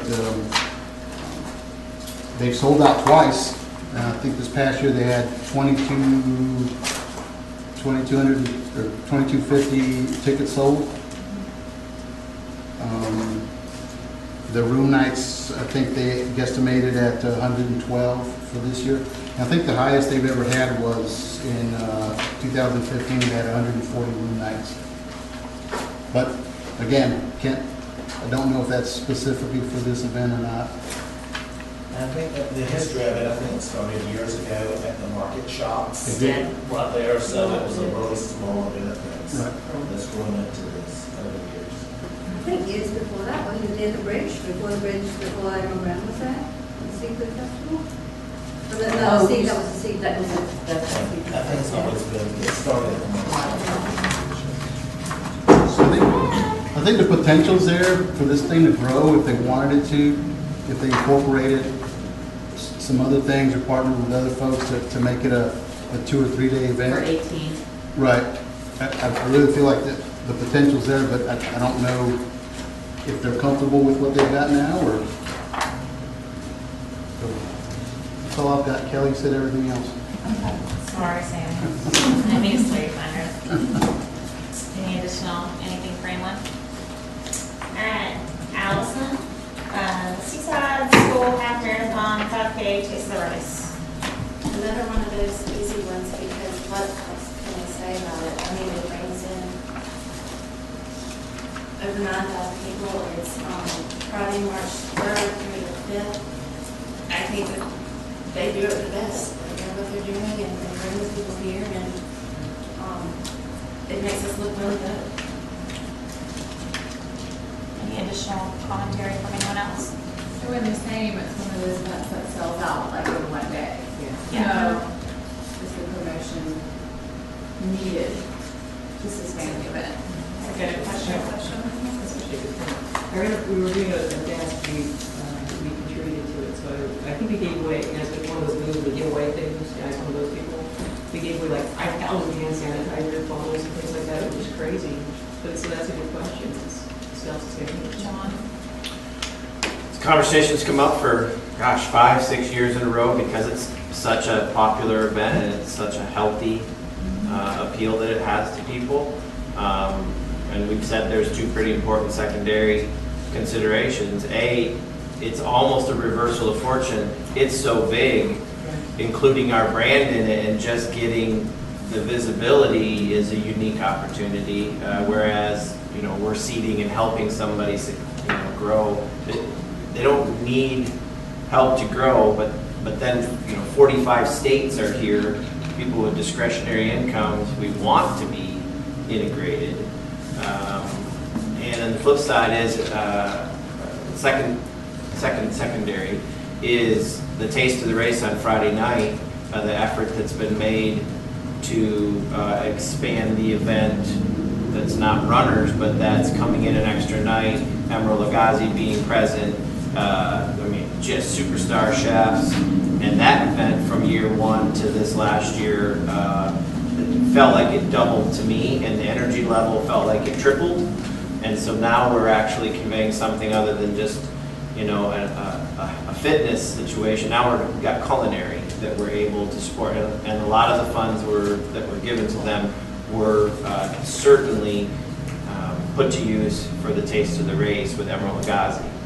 So that made it, I think, a lot easier to continue to be a large partner in that.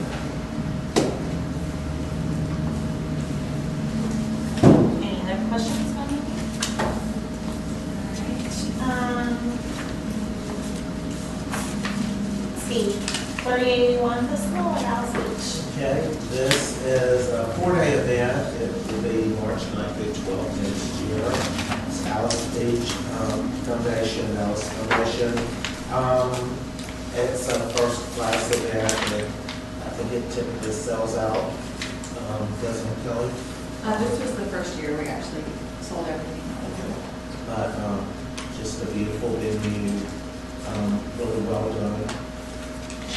According to this, the number is about 600 people and 250 were local, anticipated, and 325 out of town, which is anticipated.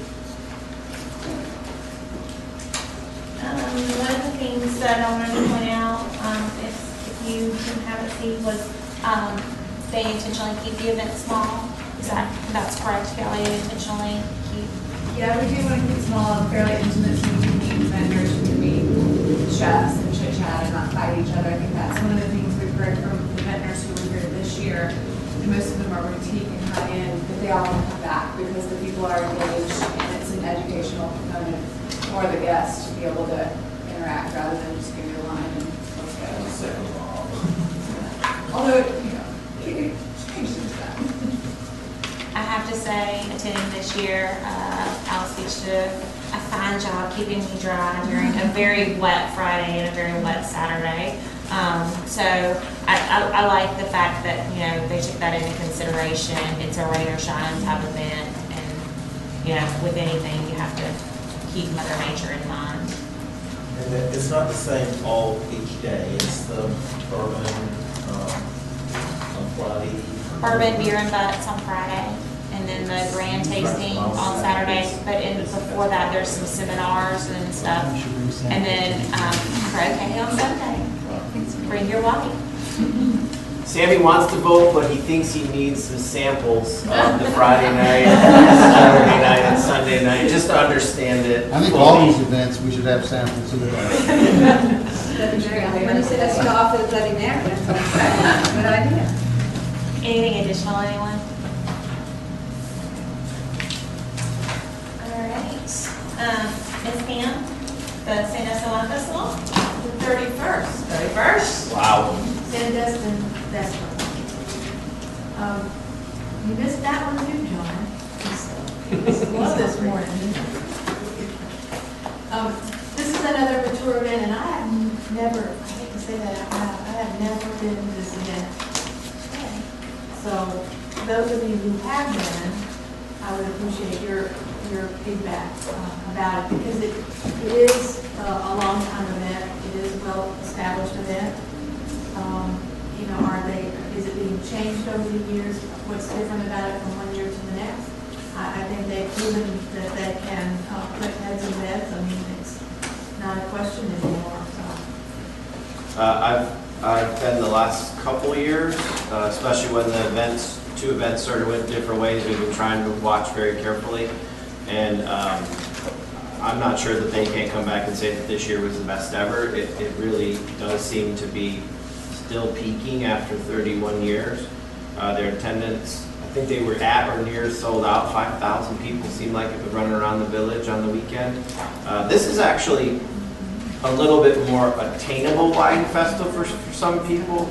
I mean, I think the 38-1 at Alice Beach is probably the highest quality event I've ever been to, but that's not for everybody in the ticket pricing. This one is for everybody. The ticket pricing is very fair. The wine that's there is attainable, and I'm fascinated in watching the audience because they're where they want to be, and it's the perfect fit for that group of folks. Even the one next week is a little bit notch above the labels and the prices of bottles and the vintners.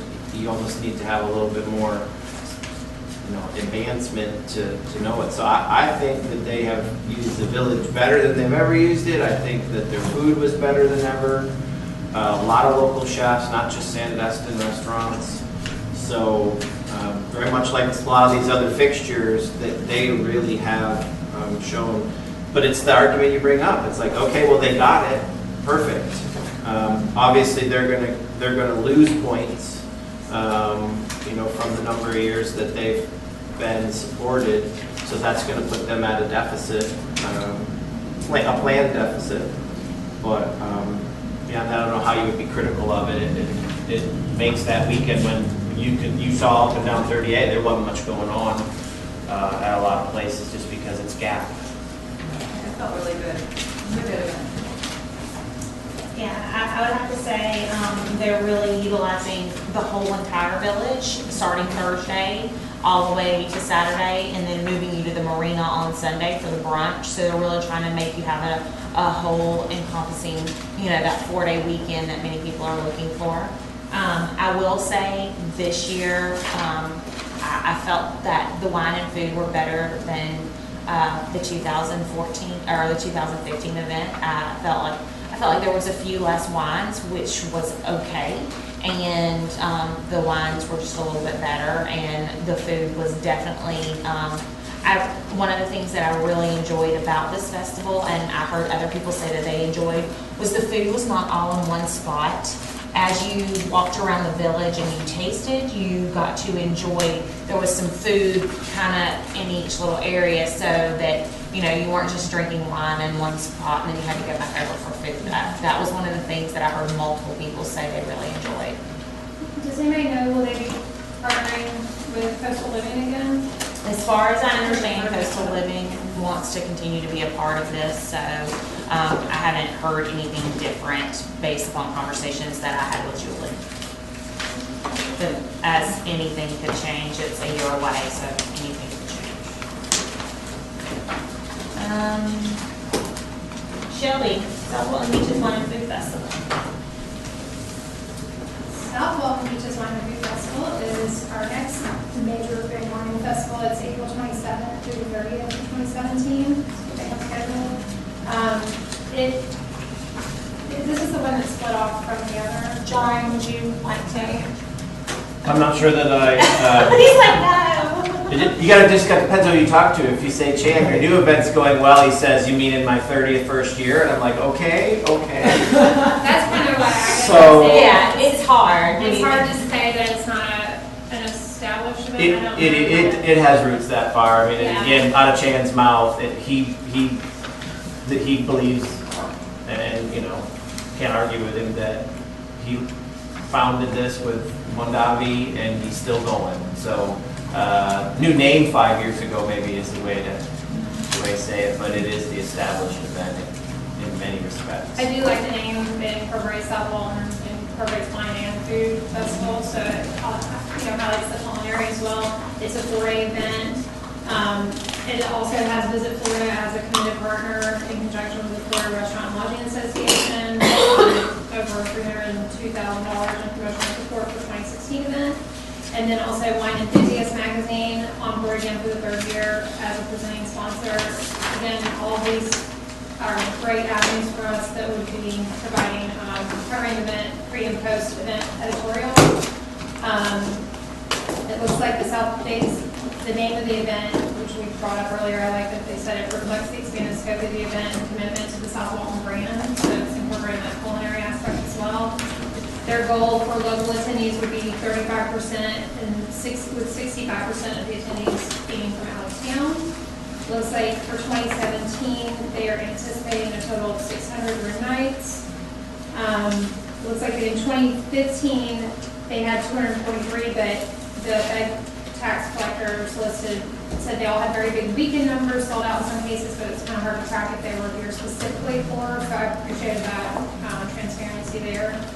Hard to prove it, so that number was probably higher. I do have to say this was one of the most thorough grant applications of the pack, which I really appreciate. I think when you're asking for so much money, it's really helpful. We have specific examples of all their press releases. You could really see their marketing plan, and so I appreciated that. Hopefully everybody got a chance to read it. That's kind of it, and they provided some really nice examples of how they use the brand and where they market it. Does anyone have any comments or to add? This is a great example of how you should submit a grant application.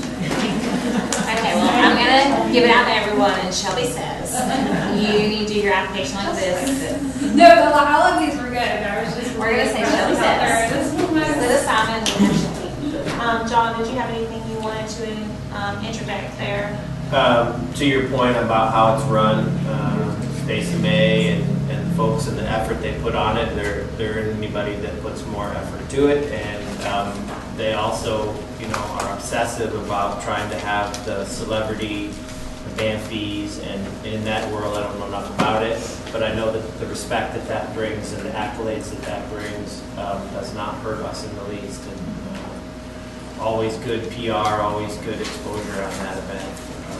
And they also partner with Destin Charity Wine Auction Foundation with that, having Destin Charity Auction Foundation is the Saturday of Grand Tasting, which they did that on purpose because it lets out a little bit earlier, and the people that attended Destin Charity Wine Auction can go out and enjoy the rest of Grand Tasting, or they could choose to attend on Sunday. I think one of the things that they've done well with this event is trying to appeal to all audiences. With the Friday night being craft beer and spirits and food trucks, that kind of is the younger demographic. Maybe you don't know everything about wine, so you're not real sure what you want to go taste. But then on Saturday, if you're definitely a wine connoisseur, you could attend the VIP portion, which is like reserved wines being poured, and then just go straight into the grand tasting. And then they also do, during the grand tasting, the seminars to tell you about the wine. So I think that they're trying to educate people along with not just giving, not just tasting wine. Okay. Any additional? Steve, South Walton Food Film Festival. Yes, this just happened a couple weekends ago, the first one, and I think Kelly had talked a little bit. I did not attend it, but it's a 3-day event. The local Palette magazine is behind it, and it said here they had an estimated attendees of 700. I'm not sure. I don't think the numbers were that high. Do you know what the numbers were? I would say no. Yeah, I think. Cumulative of the 3 days, depending on how they count tickets, it would be that many, but if, you attended 3 days, they'd be counting once or 3 times. Yeah, so that's a little harder sometimes. With this event, the event itself and the concept behind this event is unlike anything else. I mean, like I said earlier, seeing the film and then being brought out that food, that was amazing. What I did here is, because it is a national level event, the chefs were from New Orleans and Atlanta and Birmingham, which there's absolutely nothing wrong with that. I did hear from some more of the local chefs that they would have liked to have participated more. So that's just a consideration moving forward. And the other thing would be maybe some more controls on people attending. Maybe it was at the hub for the 2 main portions of it. It was a little loosey-goosey, people getting in, so I would have to say that, maybe some more controls there. And then lastly, just that they're to give, it was a great event. They did have 3 different people running it at one time because of turnover. So, that could have been an issue when, you start out with an idea with one person, they write the application and say everything, you move to a second person, and then you move to a third person. That makes it a little bit harder.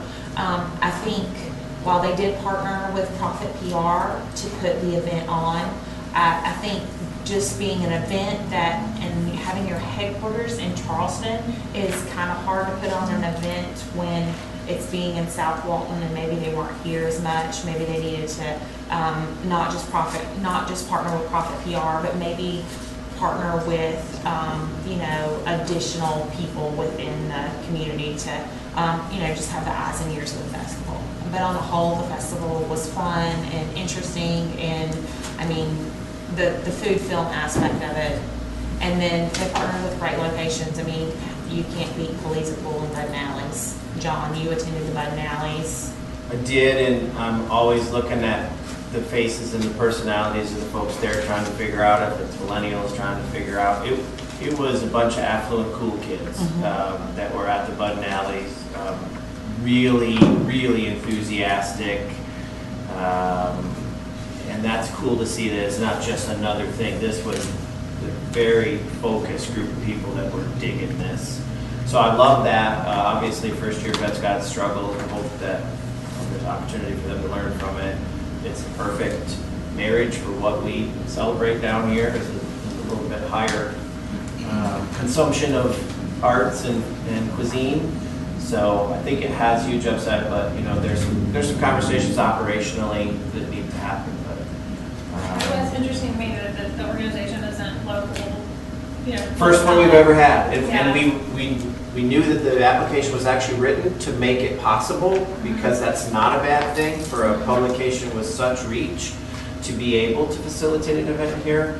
I will give them a heck of a lot of credit in that they could have used the language in the application to place advertising in their own publication and then remit for reimbursement of that. There's a way to do that.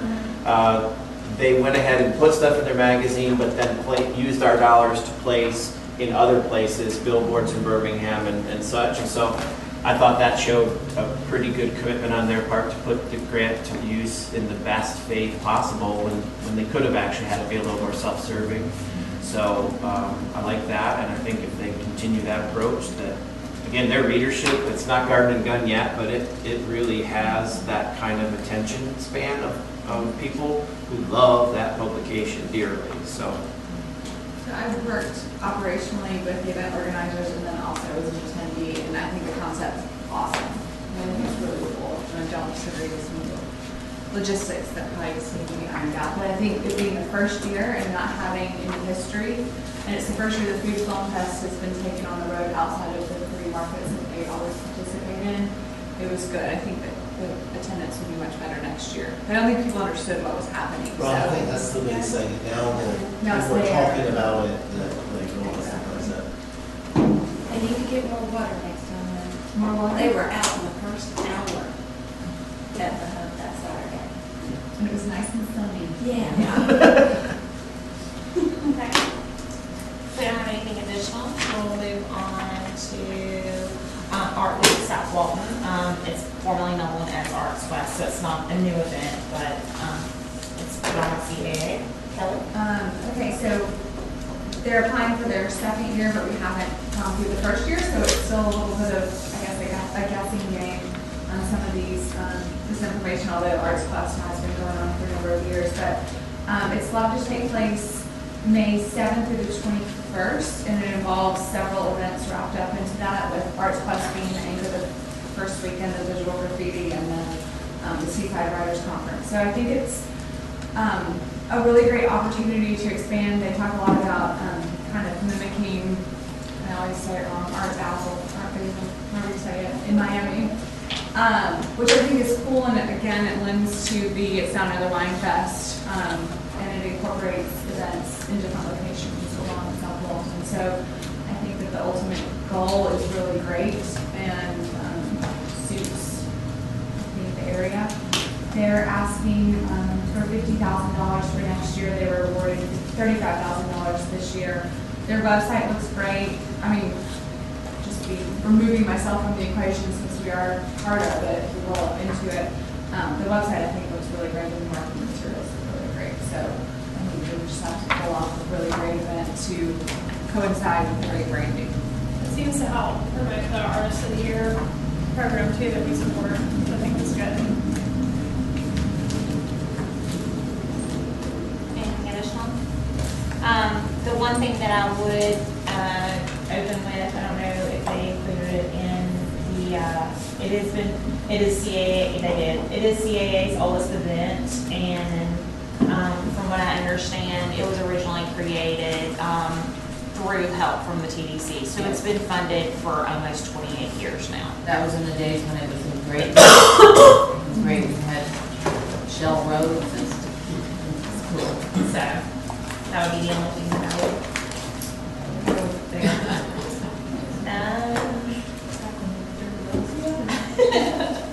All right.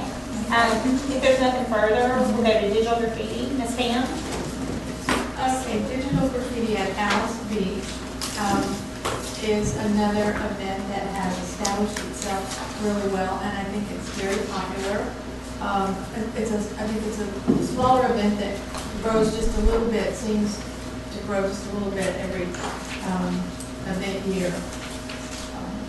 I think the main time frame is that still that little dip between the kickoff of Memorial Day.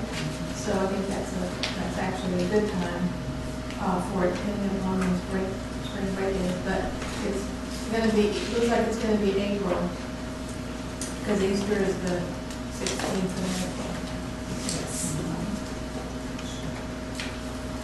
One of the things I wanted to say about this was, this one, it used to be the very first weekend in June. Is that correct, Kelly? First, second weekend in June. They did move the event so that it could be in May, just because June is such a hard month and there's so many things going on, and June's already so busy. They gave that some consideration and moved their festival so that they could, be in that May timeframe where they might have put some heads in beds when we needed it. So I give them some credit for doing that. It's definitely one of a kind. I've now seen other places like Birmingham and some other places kind of mimic it a little bit, but they do have people attend it from all over the world as to be a part of it. I think it's great moving it to May.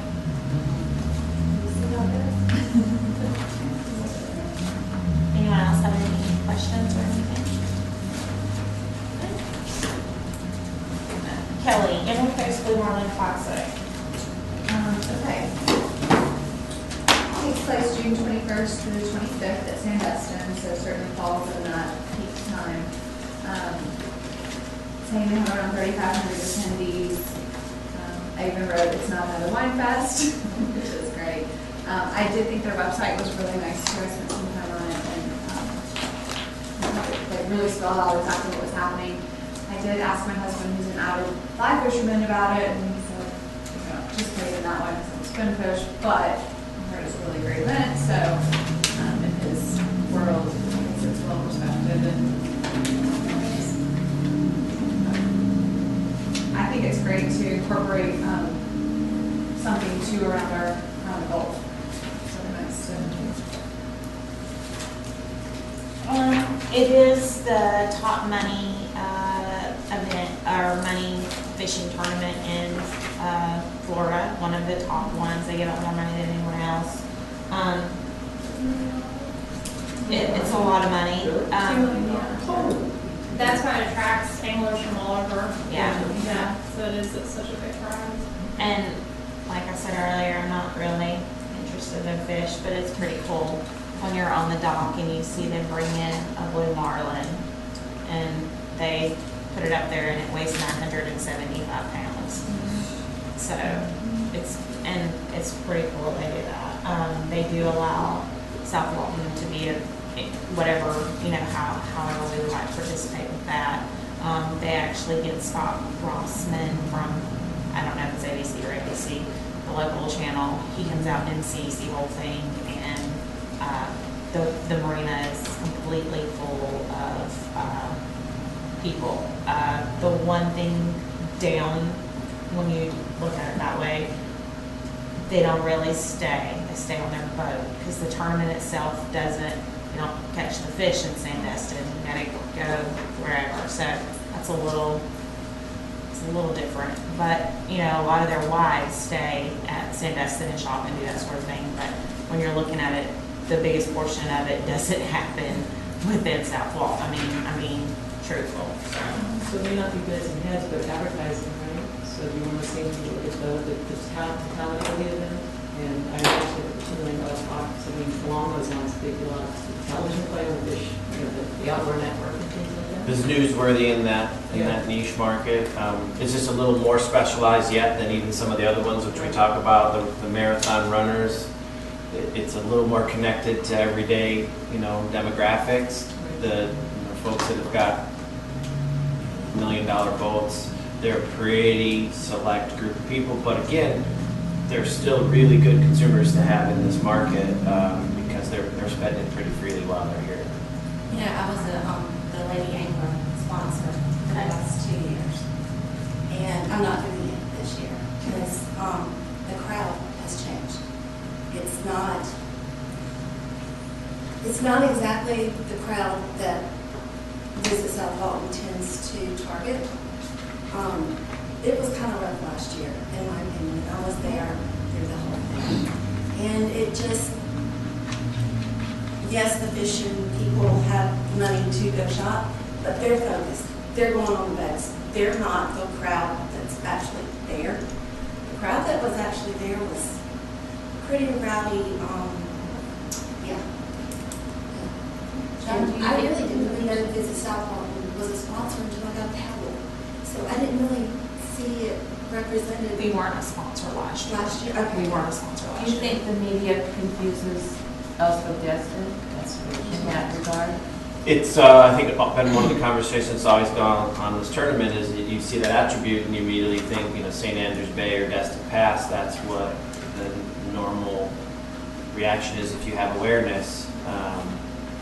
Doesn't mean, again, that Baytown Marina is a pretty significant place, and so we're certainly proud of it, but it's harder to convert that awareness because it is more specialized. So I'm interested that maybe there was some rowdiness in the onshore onlookers, but that's why it's just such an interesting event because it doesn't fit the normal road trip to the beach, stay in a condo, cottage, hotel room, do your normal schedule, enjoy life. It is its own thing, but it does have prowess. They were not my customer. And then the last thing that I would close with it is all the fish that are caught that aren't released or whatever. It all goes to the local food pantry. They repurpose the fish for local food pantry. So.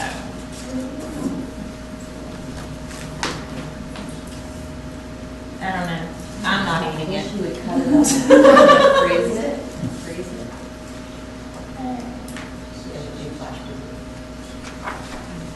All right, St. Triathlon, of course, Jennifer's not here, so I'll take the lead on that one. Again, they're not eligible for a $15,000 grant because it is a one-day event. It is the only triathlon that we have in this area that is applied for the grant. It's a very, John, you've been to it and taken some pictures and stuff. Those people are very focused on what they do. I mean, to be a triathlete, you're very athletic. To me, it's even more niche than just being a runner because of the additional things which are required of you. I think sometimes when you see these events and you think, well, maybe it's just more of the fringe and something to do. This is serious business. The folks that are showing up for this, have the $10,000 bikes, and this is a huge passion. And the one thing that I think is good when I see even the half marathon is a perfect example. So many of these people, and especially in the triathlon, they want to get in here. Not the day of, they're going to get in, they're going to do some rides, they're going to do some swims, they're really trying to acclimate. It's not like we're at altitude, but it's not a just show up and do this massive event. From what I can tell, you see the presence of these folks around town before these big events. Same thing with Ironman in Panama City, you can see those folks here several days before because it's such a huge thing for them. So I think that has, that's the upside. The downside obviously is it's in a season when you wouldn't typically say, there's a huge need for help. We're still in, August 19th. It's on the back shoulder, of summer. So it's not bad, but it's not perfect from that standpoint. Isn't that like right when kids go back to school? Just So on that's that annoying. transition. that are And I give them credit. They had really an awful experience last year. Hundreds and hundreds of jellyfish. Everybody who swam got stung extremely bad. Now, if you're triathlon, you're somewhat used to water-related issues, but I don't know that anybody had ever heard of such a, they just literally swam through a swarm of jellyfish last year. But again, they kept going, tells you how, important this event is to those people. So. They're definitely making plans to be here. They're not just like, oh, look, It's not an accidental there's a trip. 5K this weekend. No. Yeah, even though it's a Monday event, it's The attention, usually a 2-night stay at the attention least. that it gets. Typically 2 to 3, just because they want to get here and do that kind of thing. Any additional questions? All right, we're going to close out with Janine and Alice Beach 5K and 1 mile run run. Yeah, so again, it's so September, it's a fun run, so I guess the only question I have about this, if anybody's participated in it, to give you some color, and number 2, it's not clear to me how this would attract out-of-towners. It has events. I read this, like, so they, some of the attendees to the funds, I thought, pretty good, but it's not clear to me, again, looking at Tallahassee Democrat, the Atlanta Journal, or whatnot, but I just don't know how much this would actually attract somebody from out of the area to come do it. So if anybody has any experience with it, I appreciate it. Kelly, I'll ask you to speak. You can't vote, so I'll ask you to speak. Well, I'll say that on our scoring card, I noticed that they gave us a 20, but it's Labor Day weekend, so I don't know if that's really a good number. So It doesn't give a difference if it's in September or if it's a 20. Let's try to be. We can change it moving forward, but it's right now, it's Most facilities aren't at capacity, even though it's Labor Day. Okay, good to know. The event is small. We probably need to have 400 runners. And I think we are starting to have repeat offenders, if you will. But it is small and it is, it's intended to be fairly small at this point as well. We do have a lot of reach, but some of it is, hey, there's a 5K going on this weekend, let's sign up while we're here. So. Yeah, because I don't want to discount that out as an event, but it is something that keeps people from coming back, right? It's an activity that people do while they're here. So, I appreciate that aspect of it because that's part of coming back forward. So to get offenders is actually a good thing. It's like, yeah, we go here, it's something that we do as a family, and most families say they do habit of doing something because they know that for the family as well. So we do an activity, so it's just a, And we're seeing more and more of that. We did it last year.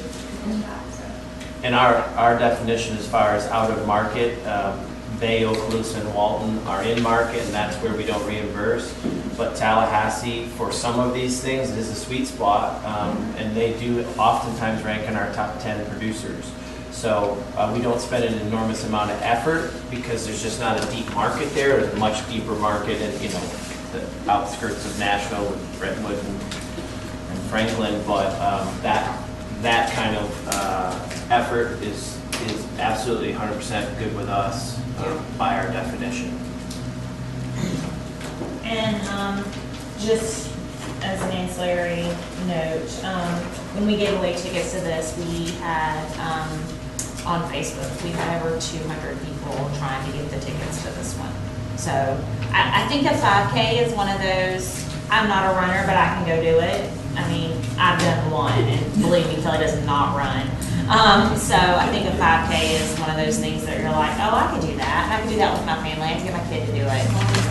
And I think one of the other things we hear too is it runs through the town as opposed to up and down 38, and people say, oh, I have no idea, and they get to tour our nature trail and see, Alice. Makes it just a little bit different. Cool. Didn't know that. Okay, well, that brings us to the end of the discussion portion. If you have, Pamela's got some other things to talk about. So continue scoring your applications if you've not finished, but listen with the ear to what Pamela has to say. First of all, thank you for taking the time to look through all these applications. I know it's long and it's tedious, but we really appreciate your input and the time that you put in. I just have a few announcements. You may have heard that we have our new executive director, Jay Tusa. He is from Louisiana, Mandeville.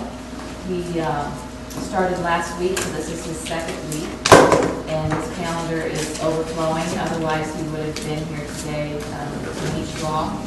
And we have several new employees. We have a new director of administration, Jason Cutshaw, and he comes to us through Topsail Hill State Park. He's been here a couple months. Hannah Kraft is our new graphics coordinator, doing an excellent job. And then we have two new people in our visitor center, a full-time person, Jonathan Kornman, and a part-time Gabe Bruner. So we are fully staffed now in the visitor center and gearing up for summer. We also have a new beach ambassador, John Callens. So if you are down on the beach and you see John in his little golf cart car, he interacts with the public down there, and you know, he's that soft voice. If you have a beer in a glass container, he will give you one of our plastic cups with a beach safety message on it, or he'll give your kid who is digging a hole a football with a beach message on it, and ask them to fill that hole up when they are done whatever they're doing, so the turtles don't fall in it and we don't, break our ankle, those sort of things. So he is our soft voice out there on the beach, whereas, we have the code officers, code enforcement on the other side of that. So we don't want code enforcement to, we want to get him to these people before the code enforcement people come along. The March bed tax was up, not March, February, 7.46%. And so that is good. And then May 4th, you may have already received an invitation from us. We sponsor the May 4th Chamber Luncheon. So if you would like to attend that, there was a cutoff date of April 29th for you to respond if you would like to go. You can bring a guest with you and we will pay for your lunch that day. We've been doing this for years and years for the May luncheon because it's the kickoff for National Tourism Week. So we hope that you can be there. It's at Sandestin in Baytown in the Azalea Ballroom.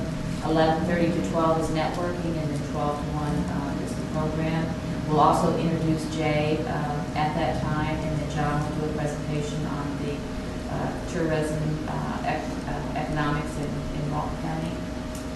May 9th, for those of you who participate in the TDC advertising co-op, that will go live Monday the 9th at 9 a.m.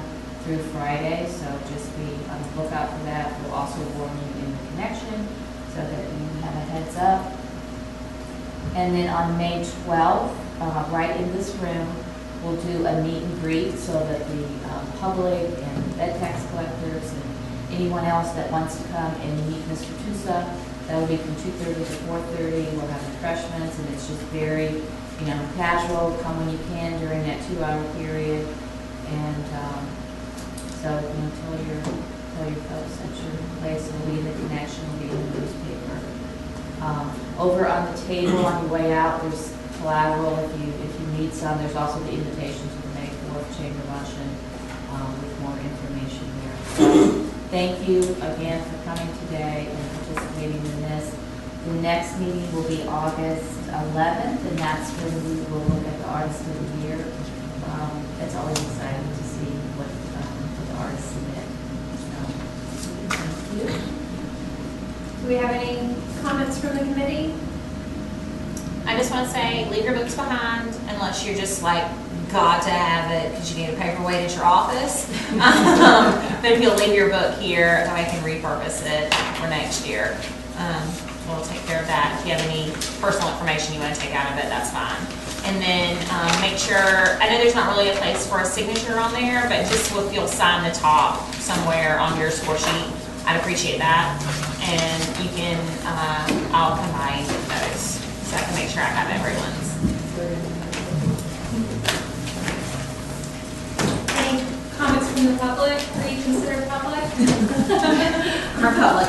Carly and all her friends. Carly just got back from Atlanta doing a Visit Florida meeting planner show, so she just got off the plane.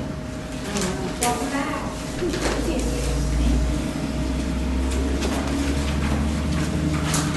Does that bring our meeting to a close? Do I need to call for a vote? Yes. Oh, yeah, I do. I do? Okay. Motion to adjourn. Motion to adjourn? Second. Motion carries. We are adjourned. Turn that off. Only gavel next time. You've probably seen their